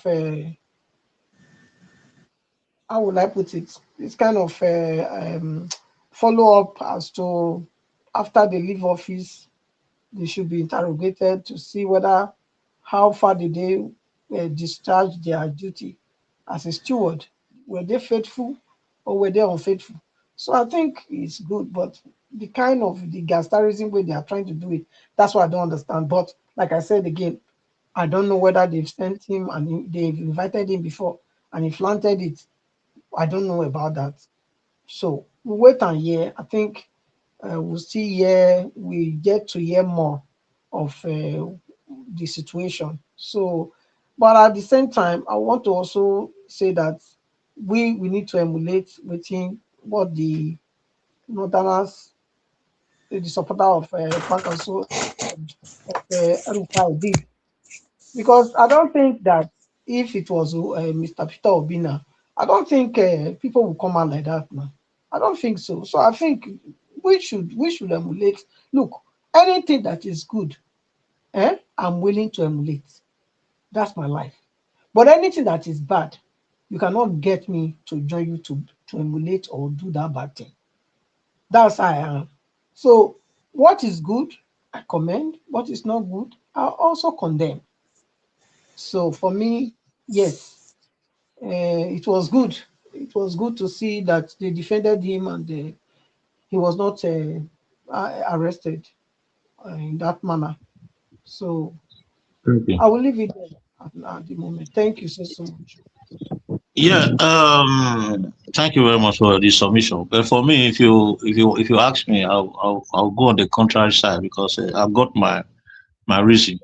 You know, most time because of the kind of way we have actually, enjoyed the dividends of democracy, we find it very difficult to support hypocrisy and Joe comforters. We find it very difficult to support people that are try to be ignorant, and because out of their ignorance they behave like psychopaths. You see, I want to give example of what has happened before concerning this El-Rufai. If you ask me, he should be arrested, and those that are stopped, that are crowding to stop his arrest, those people, they are enemies of themselves because they don't know what is happening. If those people are actually aware, if not, that is why I keep leaning on this ethnic diversity that has brought us pains instead of growth, that has brought us agony instead of development. The religious divide that we've got, we use it against ourselves. Now let us look at this El-Rufai, why he was a governor. We know the atrocity that happened during his time. We know what happened, why was there people, the way people were buyed on religious basis, the way people were displaced. The highest displacement that we have ever had is from Kaduna, from Nigeria. It's from Kaduna. What he did to Kaduna, whether Kaduna South or so, what they did in his regime, he didn't do anything. By now, if it's a civilized society where the judiciary are really acting according to the way they are supposed to act, El-Rufai, the day he left office, is supposed to be in jail up to now. He's not even supposed to be walking in the streets. So those people that are protecting him, they are enemies of Nigeria, because El-Rufai need to be tried. With what happened, transpired in his regime, he's supposed to be just the same way Malami is right now. El-Rufai is supposed to be there. It's just that Nigeria, we don't count relevant things to be relevant. We forget so easily. We are so easily confused. I mean, we forget so easily, and we are so gullible that what somebody's talking. Yes, that me, Prince Collins. I just say you yourself like say you can't carry on over. Okay. Why my submission is why I gave that submission is because don't forget that this is the same El-Rufai, that this present Shege Banza government wanted to give ministerial post to. Don't forget that. Yes, so because that issue they dropped him. So no, because of that. Look, that's him. Okay, are you telling me that they didn't? They would have had to prosecute you right away from there. Wait now. Tinubu no say he do all this atrocity for Kaduna, for Sata Kaduna before they want to give a ministerial post before. Not be the cabal, look how much we prepared to do now. We say he wants to satisfy everybody with the town. Can I come in here? Let me quickly finish. Let me quickly finish before you call me Black Water. I will be the next person to speak. You see, this is the same thing that happened when a person like El-Rufai was called by EFCC to come and explain what happened to billions that he took. Then the Natasha State, what's the name of that Bello? Is it not Bello? The same thing, they protected Bello to make sure that Bello was not debt with. At the end of the day, went to EFCC, he brought out the money, they messed everything up, all the money gone. The same thing happened to Ibori. Ibori was arrested in UK, prosecuted there. When he was brought back, his people that, in fact, when they asked them that they are bringing Ibori's loot fund come back to Delta State, Delta people said they didn't lost any money. At the end, when the money was not coming, they now said they should bring it to Delta. That was how they lost the money. People, Nigerians are so gullible. The same thing they did when the Borike, they went to the airport and start celebrating him. We celebrate evil people, we celebrate criminals. So why should they prevent El-Rufai from being arrested? I saw the poll that Nigeria was put there. People are saying 80% said they should arrest him. Why? They should take him away. Those that protected him are supposed to be in jail because they are working against the rule of law of Nigeria. Thank you very much, Mr. Black Panther. You can come in. Yeah, thank you, my prince. You see, that thing that what me and Oga see Oga see and they talk, you see, I go put them aside. See, as we read history, we should be able to investigate and make logic out of some kind of thing that our forefathers did. There are some kind of things that they did, but people are still playing to the regalia. But I'll put that one aside because I'm also trying to write the abnormalities in our history and use logic to look deep into it and bring out some facts. Now, what Dr. CM was saying, this one is a nationalist, this one is this. I will bring that, we'll talk about that later as time goes on, maybe tomorrow. Now, the El-Rufai issues, let me say one thing.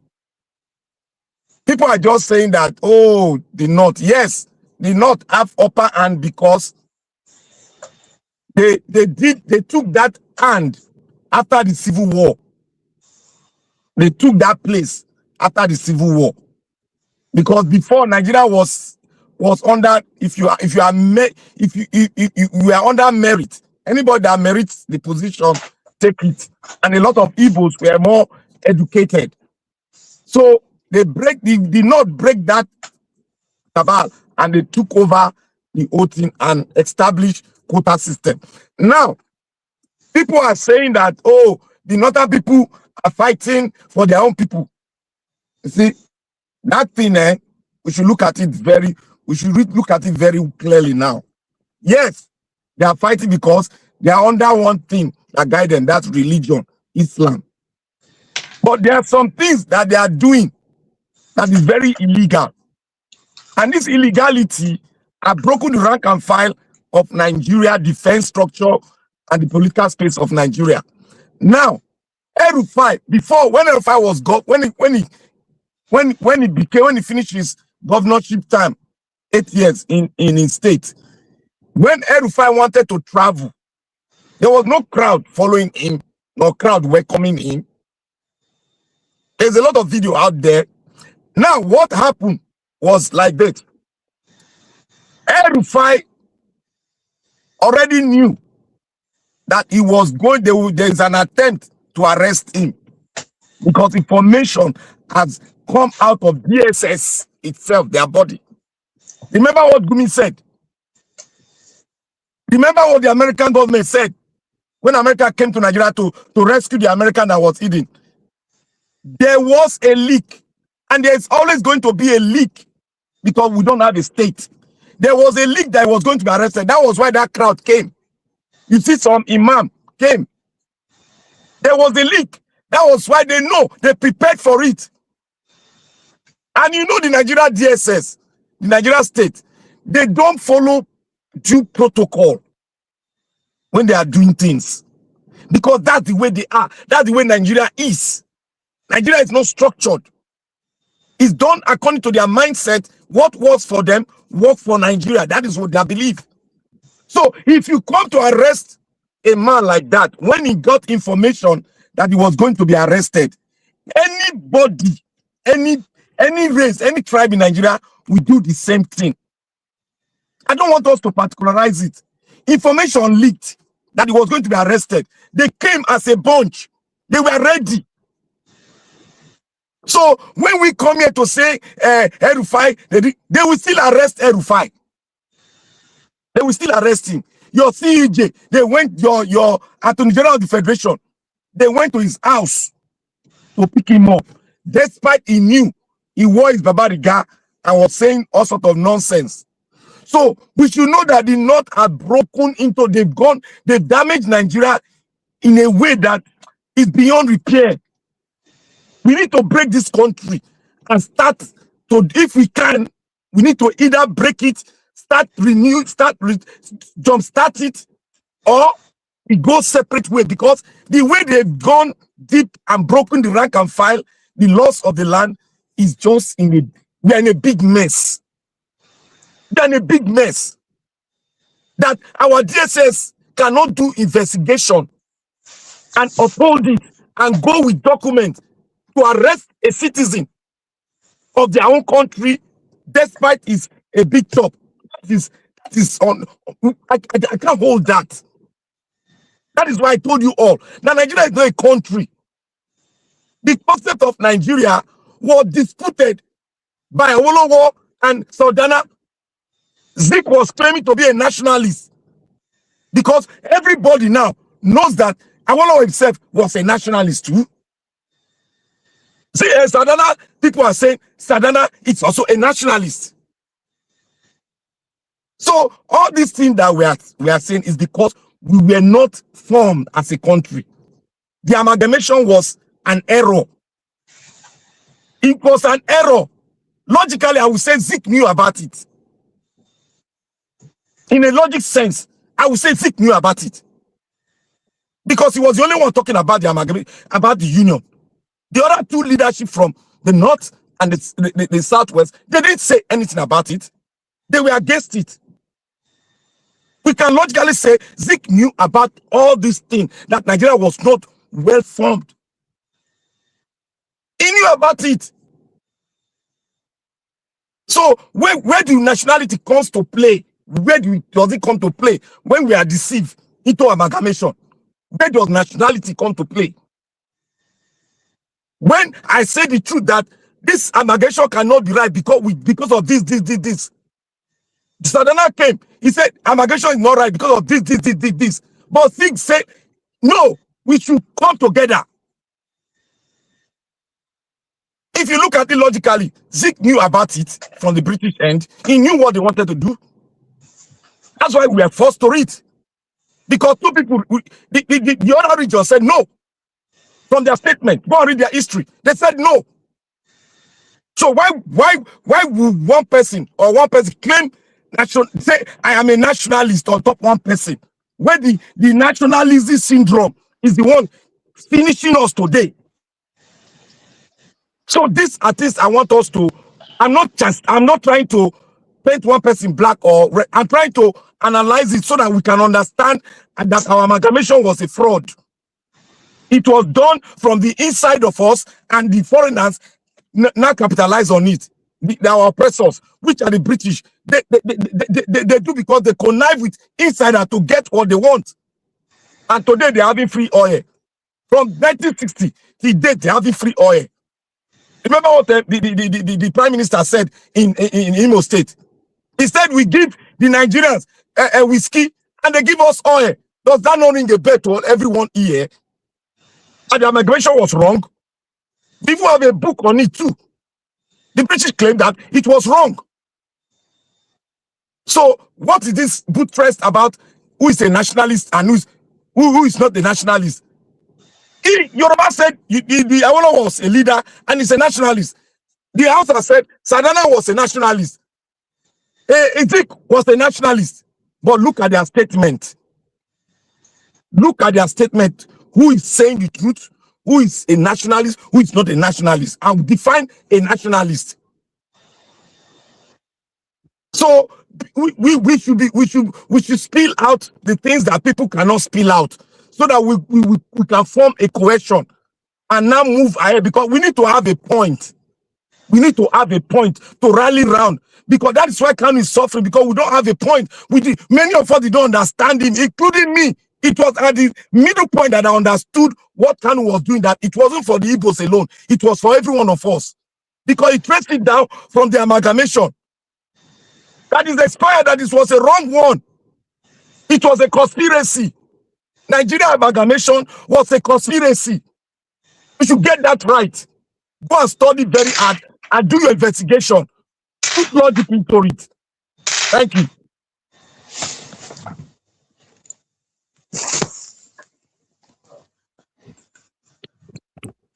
I'm done. Who is there? Nobody, anybody can hear me? Okay, yeah, I can hear you. Press Collins, Abi. Hello?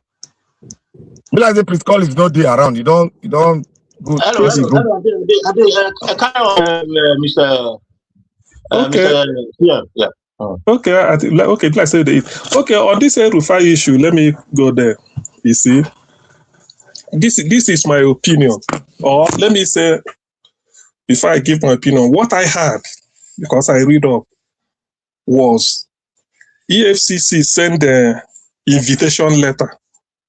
It may be true, it may not be true, but I'm just saying what I had, so that if anybody who must have had the same thing, well, they said they send invitation. Normally they say they invite you, just like a letter, send it to your house that we need you on so day or something like that. It turned out that El-Rufai was away, like he said, to Egypt. So it's like they didn't meet the person. The letter didn't get to him. Now, for one reason or the other, El-Rufai arrived. Before I go to the intrigues, EFCC, if you are at the airport, the first thing to do, is you recognize him. Oh no, we sent you a letter and we expected you on so day. Because if they sent a letter to El-Rufai, really, and the El-Rufai is to appear on something like tomorrow or in a future date, if you see him arriving at the airport, you don't need to arrest him because you've given him a day to come. It's only if he didn't turn up that day, then you start looking for him. So I will assume that the letter they sent to him, if indeed they send the letter, the date inviting him for interrogation or a meeting on a particular date, that date must have passed. Now, since you now see, since EFCC spotted him at the airport, it's only that Nigeria is not a civilized country. What you do is that you said, hey, chat, El-Rufai, we sent you a letter with expecting you on so day, you didn't turn up. He might not say, no, I wasn't around. It doesn't take anything. They have office the letter will even be ready. You remove the date of the letter there. Hand it over. That's what they call that, giving him hand to hand. Say, look, maybe you are coming down today. We need you in a week's time. You give him the letter, let him go. Now, he said he didn't receive the letter. It wasn't there. Now, this is the letter. Why I'm saying this is that in a normal situation where the way things should be done, because why I'm saying this is that I've had a situation in the UK here. They sent a letter to me. It didn't get to me, and honestly, it did not. After that date, they rang me on my phone. I said I didn't receive it. They said, okay. They used a sort of a courier to sign for. They brought it to my house again, and then I collected it. On that day, I went, we chatted.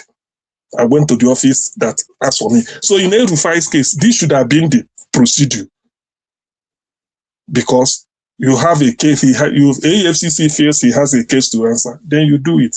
Now, because Nigeria, that's the way they do their thing. I don't know whether the letter was true because I didn't verify it, but I know that El-Rufai was aware. That's why he's coming in. The way it happened at the airport, Nigeria likes so much brigandage. They too like thuggery. You want to arrest El-Rufai, probably must have given a warrant. EFCC want to arrest you. Why do you want to arrest him there at the airport? You wanted him to come and answer for a charge. And he tell you didn't get the letter, and probably he didn't. And this type of letter should have been a case of when you give it to him, it shouldn't be something because Nigeria postal system doesn't work. He will sign, collected. Even if it's Korea, you sign that you've taken a letter. Now, as it is now, you can there and then at the airport tell him, please, you have an office at the airport. You go there, sit down, chat a little and say, look, this is what we extended. It doesn't require, it will follow you to there. But this idea of you want to arrest people, it makes something, because anything can happen there. I do not support that type of brigade. Nigeria is not, because we have to be civilized. It's not because it's El-Rufai. It does not, when you follow the normal process, it does not invalidate the offense which you feel he committed and which so many people are even levying against him in the public. He does not. Even if you bundle him from the airport into a car and then drove away, what you are still going to charge him is not what happened at the airport. You charge him for what you said you would wrote to him, maybe something that happened or he thief money. No be that airport, no be for that airport, go, as you see. And no be that time he steal the money or he stole the money. So this is how something like this should be done. I don't believe in anything that is not normal. Anything that you follow that is why they say that the difference between man and animal is ability to reason. Otherwise, I don't see the drama in all these things. It's shameful. It doesn't mean that you call him that he's also already free. Now, let us look at it the Nigerian way that most people talked about it. Yes, because he's Fulani. That's why they didn't want to, carry out. The people surrounded him, then they sort of shielded him, and then he wasn't taking. As if our police or whatever is powerless. They can't even threaten. Yes, it is true. Those that reason that way, yes, I agree, because there are evidence. If I'm to say so, I don't think if there's any other ethnic group, they will leave the person. Particularly where I come from, my ethnic, they won't. There are others, many. But because he's a Fulani, I don't know why. Maybe they're afraid. They just, those people cannot overpower. No, even if they like, let them be there. You can't overpower the state security at the airport. If they really mean to arrest him and then take him away, they can. Not that those people did it, but because of maybe it's Fulani and then they know that you don't know who you are going to injure. Even Tinubu is afraid of them as president. That's why he cannot address the issue of insecurity with boldly and come out and blame. He will pretend. So that is the reason with El-Rufai. But to me, all this drama is nothing. If really El-Rufai has a case to answer, you don't need all this. You don't need it. You don't need it. It's like a tradition. Some are even saying kidnapping. You don't do it. So far you built up your case over the years and you know you are going to go take him to court. No need. At most you tell him, let him tell you people where he's going, his address that people are coming to give him. He will tell you. He will disclose where he's going. Then at the address, maybe tomorrow morning, let her land, or the next 1 hour, let her don't land. Or you follow him. The moment he arrives, let her just land. Say, we need you so. That is the way to do it. We should somehow do something in a matured way. In that case, he won't escape. Then you now bring him forth and then start to read the charges to him. But in Nigeria now, might is right. So that is what El-Rufai case is to me, it's more as an indictment on the government than on him from what happened at the airport. It doesn't mean I'm exonerating him of any charge, because at that airport, I haven't seen offense he committed. At that airport, he's just arriving as a passenger. Then you go and embarrass him. Well, there's a way to get him. You want him to answer a charge, isn't it? It's simple. And you claim like he's given a letter, but he wasn't there. Yes. Now, this is the thing. Let us sometimes behave as civilized people.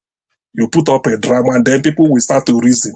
Yes, maybe they know that if they whisk him away now, they can say they didn't see him. Maybe go and whisk him. So his people have to come and gather. And they want to tell Tinubu that he's incapable of doing anything. It's like they want to disobey, tell Tinubu, we can do it. So that's what I feel in that El-Rufai case. It doesn't change anything. When somebody is guilty of a charge, he's guilty. If you need the person, okay, look at what he scored. He said, why not write me a letter? Invite me officially, then I come to you. If I've invited me, he said, okay, because you were, that's why I didn't see it. You now you produce another letter there. You can stop him. Nigeria should be able to function like a society. EFCC headquarters, they should have a copy of the letter on file, whisk it, bring everything. So, okay, since now you've received it. This is addressed to you. You will take it. Do what we are waiting for you, and so they report to this. That's all. All those drama will end. Even the crowd he brought to him to come and do gara. All of them will live with him. When it is time, you go and he will come and appear and then answer his case. But Nigeria does not function that way. All they want is everything should be gara. It's a shame anyway. So that is my take for now. As it develops, maybe if I have something more to say, because I know this thing, tomorrow El-Rufai will not make a case out of it. So that's just what I can say for now. First of all, because El-Rufai is already Nigeria at a stage, entertainment stage. Because El-Rufai now is in the opposite party, and that's why they are chasing him up. If he was one of if he has accepted to be with Tinubu even after what happened, he now continue to be with Tinubu, they won't even touch him. So, and if you even ask those people that are gathering, that are protecting you now, you ask many of them there, you say, maybe you go at randomly, you say, maybe you ask, why it is the one arrested El-Rufai? You say, because it's Osama or Fulani. Now, what you go tell you? Because you never know, many of them never know the reason of what they happen for them. So, the Nigerian are crime scene. Exactly. Is that okay now? El-Rufai go come make a capital out of it. You see, I learned something with the white people. There's a way the English people they want to. It doesn't mean the fact that they saw they don't care. They must follow due process. Exactly. Do you know the fact that they will say, El-Rufai, we've come to your house. Why didn't you honor our invitation? He said, oh, I wasn't there, and nobody reached me. So okay, we said we were expecting you 2 days ago or last month or whatever. Now this is the letter again. In fact, there he will not collect it because that letter is to remind you where to go to. So they leave you, you go. Even then, why should, if Nigeria really gets sense, anywhere where El-Rufai they should know. They should within the country because that's the person you are looking for. Sometimes I wonder this intelligence, how Nigeria use it, whether not to harass a businessman where they drive a SUV or to harass a small boys where carry computer. They say na Yahoo. This is the type of something it doesn't make El-Rufai innocent of the charge where the one arrest him. Why? He just came here, we know see him, he just grab. All these ones, it doesn't work that way. It's a civil case. It's a civil case. Now court you go carry and go. So why all those drama? It doesn't make him innocent. All you need to do is interrogate him. I've seen people that said in those days, Wole Soyinka, when they arrive in Ghani them, they say they see them at the airport, SSS, plainclothes, not uniformed security people will accost them, say we are show ID card, then please follow us to our next door there. That is the office. You go there, they said we'll be looking for you. He said, no, I'm coming from abroad or this or that. Okay, we need you to report at the office at Shangisha. It used to be Shangisha near Ikeja area. So time. That's all. You allow the person go. It does not mean that he's no longer guilty or what you are. It doesn't change the charge, but allow him. Some of these things you create a scene. It's a terrible shame anyway. It's a terrible shame. Now, please, if you permit me, what is the name? Prince Collins, please. Yeah. I know as time goes on, let me say this so that people will also hear. This city boy something will be Cubana then when I go see say then go use jet, they fly you, then go buy them jet. I'm not that I'm sure. He go develop to that or intimidation to intimidate P2B. Money go flow, billions go flow, I know. But one thing I want people to understand is this. Please, if you want to cash out with Obi Kubana, then join them, go carry money. If they give you, take. But as far as Southeast is, nobody can defeat. Ndi Igbo cannot leave P2B, no matter how much Obi Kubana bring to go and vote for Tinubu. It's impossible. I know people will just ride on it. Why is it that in the Southwest, emotions are running high? But I can say this, I can beat my chest. That 5 states of Southeast, Tinubu can win there. 25% could be extremely difficult. Extremely difficult. Dr. CM. Yes? Like what I said before at the beginning, if you had listened to what I said before, mark this thing that I said, go and put it somewhere. When events start rolling in, you start seeing it. They are trying to use the Igbos to perpetrate tribalism in the election. That's why they brought in the Igbo, because they cannot do it again because the whole world has, is against them doing it. So they want to use the in-house to do that. How will that work? Tribalism, do you mean people it won't work. Now we know it won't work, but we'll sort of have a resistance against it. Okay, no. Let me get you, Black Panther. Is it that after this shenanigan with Obi Kubana them, does it mean that if Obi now win, then go say na tribalism or that, because I mean I needing to understand how to explain it in terms of tribalism. No, what do you mean? What do you mean? I don't understand. What do you mean? I don't understand. When they emphasize this thing. Okay, now I don't go get people who go work for East again. I know Hey, he go get. Hey, listen. Hey, no. He go get. See, listen. He go. Why? Even if na madman, he go get. But no. Prince Collins, what did they talk? Be say, Prince Collins. You say say if you put your hand for crocodile mouth, he go chop you. Some people must pull out. Some people must pull out because of Prince Collins. So Tinubu one try. That's thank you. Don't get them now. Make it bring money. Maybe they'll help Southeast economy. But that vote, that win where he want, you know, go get them. Prince Collins. Okay, yeah. You don't forget something. We discussed about how they are going to pick their vote. How Tinubu is going to pick his votes. How Obi is going to pick his votes, and how Obi is going to emerge. We talked about it. We know why Agbado is trying to pick the vote, because he has problem with two region. No, 1, 2, 3 region. Three region. 3 region. The west, the east, the northeast, and the middle belt. And the middle belt. So that is why he's trying to pinpoint people from those 3 regions to pick his vote, so that he can do that cumulative vote and add it up to what is bringing from the west. Influencer, you know how much he go lose. You want to use influencer, social media influencer. And because we move for Nigeria now. All right. Thank you very much, Mr. Najawas. Obi Kubana, this boy one card is billions. I go use for them. Billions. I go follow them. Thank you very much, Mr. Najawas, for the time. We appreciate it. Thank you so much. Everybody. Thank you. Oga CM, are you aware that we could not win our match today? Okay. He said. See, wait. How many? It go be how many? The gap now go be. It go don't come down to 3. 3. 1 match to go. 4 points. I beg. 4 points. Yes. It go be. I think now against Christine, was this no? They beat Sunderland 3-0. Huh?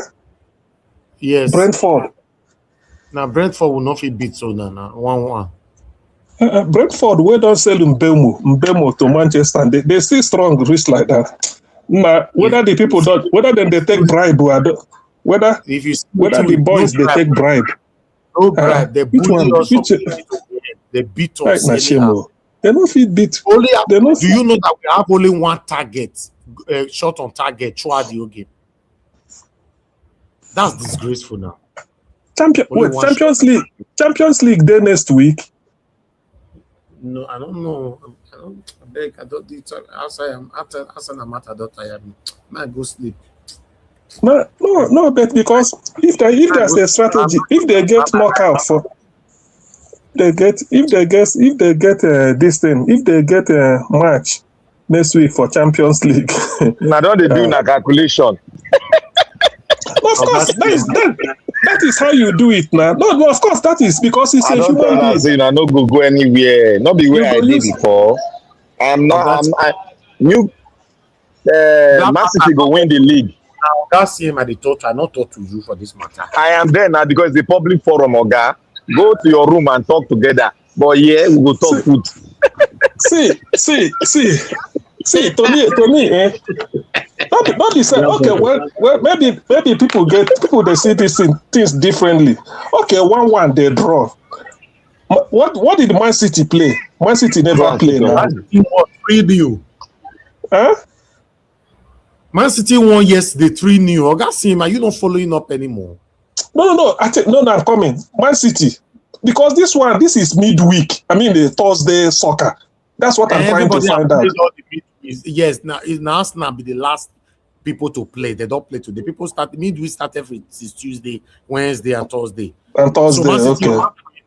Arsenal dropped 2 points. Now Man City is now behind us with 4 points. 4 points. Okay. Well, the thing is still at least then they win. Then they win. Forget about. Make you know the see what you have to even say is this. What I want to say is this. They are still on top. No, what do you mean? See, okay, Black Panther. Our next game at Tottenham. Yeah, Tottenham they go down now. Waiting. Okay, we go see now. We go see. Okay, we shall see. Draw. You see, draw. See. Listen. Do you know this? There is nothing like somebody go say. After all, not be the same week everybody start. Not be the same week. When people join the talk, don't worry, I will do a special video for Arsenal after they don't lose. You don't need to give special video. They started the same time. They started the same week. Everybody's played the same time. So after the 24 or 25 round of matches, you see they behind me and you they complain. Me where they on top and I'm not going to feel happy after 25. 12 games to go. I mean, okay, 26, 12 games to go. Like I watch. Like, see, that's a very this long road, though. Long road, yes. 12 games, not very long. Which one be 12? When they play to 26. So if 12 they're long, waiting 26 go be now. Black Panther answer. Huh? No. If we can, that 12 games, if we can avoid. Yes. God, we are meeting Man City again. No, it doesn't mean we miss Man City in the Carabao Cup. See, I want you to say that thing. You are meeting us again. Yes. Yeah. You can't win it now. You know that one. You know if you win up. I know that. Yes. You don't know football. You don't know football. Your permutation they very wrong. Oh God. Tony South, what are you saying? Are you saying 12 games not big again? There are plenty games, so not going to give me hope for year. 12 is 36. That is 36 points. Yes, maximum. That's a lot. Yes. That's a lot. No. See, Niger watch. Make you know the two. That the same hurdle where Arsenal they go through. The one where they expect to overtake Arsenal, that the same hurdle you go through. They play not be the same thing. I know them. No, I'm on shaking. No, now the same hurdle. You think say that okay? In where they second Man City, they keep second forever. Person where they thought, say Manchester United. You are now a spiritual advisor to Arsenal. We are talking about reality. You are saying 12 match. You know what the 12 match is over now. Way. See, is that okay? Is that 12 match guaranteed for Man City? Is it guaranteed? See, Man City is a strong team. You don't have to watch it. See, listen. Man City is a strong team. What are you saying? Okay. Who you hold Haaland for defense of Arsenal? Who you hold that white guy? What is one saying? Hey, so Man City never lose match. So Man City never lose match. You didn't watch last match against Liverpool. You didn't watch it. Man City never. Why must I use last match to talk? Well, let's start from first match. No, did you watch the last match against Liverpool? Let's start from first match or first week. Start there to comment. What did they talk? We are being selective now. Man City not they lose match. Selective. When we win our big time matches, that gives the boys the morale to play matches more. But Crystal Palace beat for home ground. But Crystal Palace beat Man City. Win FA Cup. That one no do. Crystal Palace beat Man City. Black Panther answer. Crystal Palace, where they go relegation, they beat Man City for Wembley. 90,000 capacity. Where Man City dey? Crystal Palace, the first. What do they talk? When you they talk all this? No. Leave her. Black Panther analyze. Who they play? That cup. Now who they recognize that one? Hey, FA Cup. That's it. I beg. You see, when you are arguing with Black Panther, you are wasting your energy. I am not Now, arguing with him. I'm putting fact on ground now. The only way you can shut him up forever on earth and in heaven, ask him to name just the 6 players. Just what? Will that one give you the cup? Give me 6. Will that one give you the cup? Okay, face your fear. Leave me alone. Now what you for you? If we say Black Panther just in wine on. I know why now. I don't leave Arsenal alone. I don't change club to Man City. Then they disturb my life again. Okay. All right. Good night, everybody. Now we are winning FA. We are winning the league. So what is their problem? Okay. Thank you. I need to run up. Thank you. We beat Liverpool for house. Who won't beat again? Who will beat us again? Okay. I need to run. Thank you. Okay. Thank you everybody that came into the panel today. God bless you all. I want to, a lot of people have left anyway. Thank you, Augustine, Chris Collins, Black Panther, Mother Patricia, Vine Maswell. It was good to have you here today. And many others that came in. Thank you very much, everyone. You know, I want to appreciate those of you that called into the show and those of you that supported the platform as well. I got a super chat from At Peace. You sent me money. I don't know. So, guy Elvis, I know see you be. What are you writing? Guy Elvis, I know see you be billionaire, but I appreciate hard work since 2022 from this Igbo billionaire. At least what he did. You don't dash people when they finish, then once it tease me, I don't know. I bet might go enjoy my coffee where you see me, I go buy. Thank you very much, my lovely brother. I appreciate your peace. God bless you. I appreciate every one of you there. And just Blue once again, thank you very much. And everyone right there on the comment section, I'm very, very grateful. Mother for Mommy Diaspora, thank you very much, Mommy. I appreciate you always. Thanks for all that you do for us. Thank you, Abu Azi. I appreciate you. Thanks for all that you do. I appreciate every one of you right there at Peace, Mother Stella Masawedo, Tony South, many, many more. Thank you very much, Madam Eugenia, Madam Peggy Modi, and many others.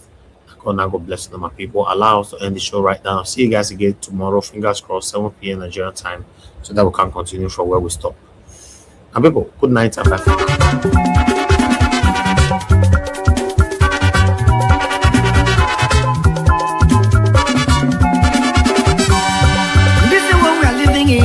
In this world, all of us today in motion. Everybody there in motion. Moving to our various stations. As we there in motion, make we do good to ourselves, yo. Make we do good to our neighbor. Before we reach our station, every walk gets paid. Every walk gets paid. Every walk gets paid.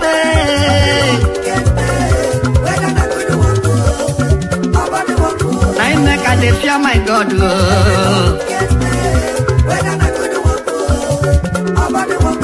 I make a day fear my maker.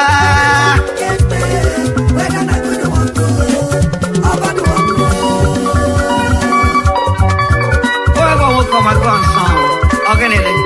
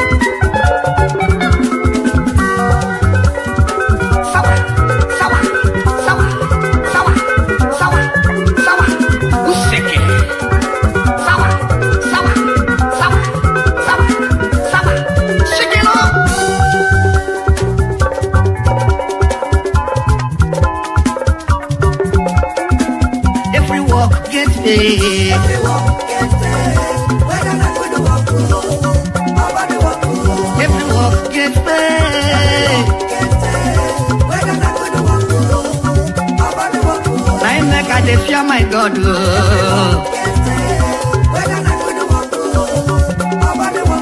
I make I dey fear my maker.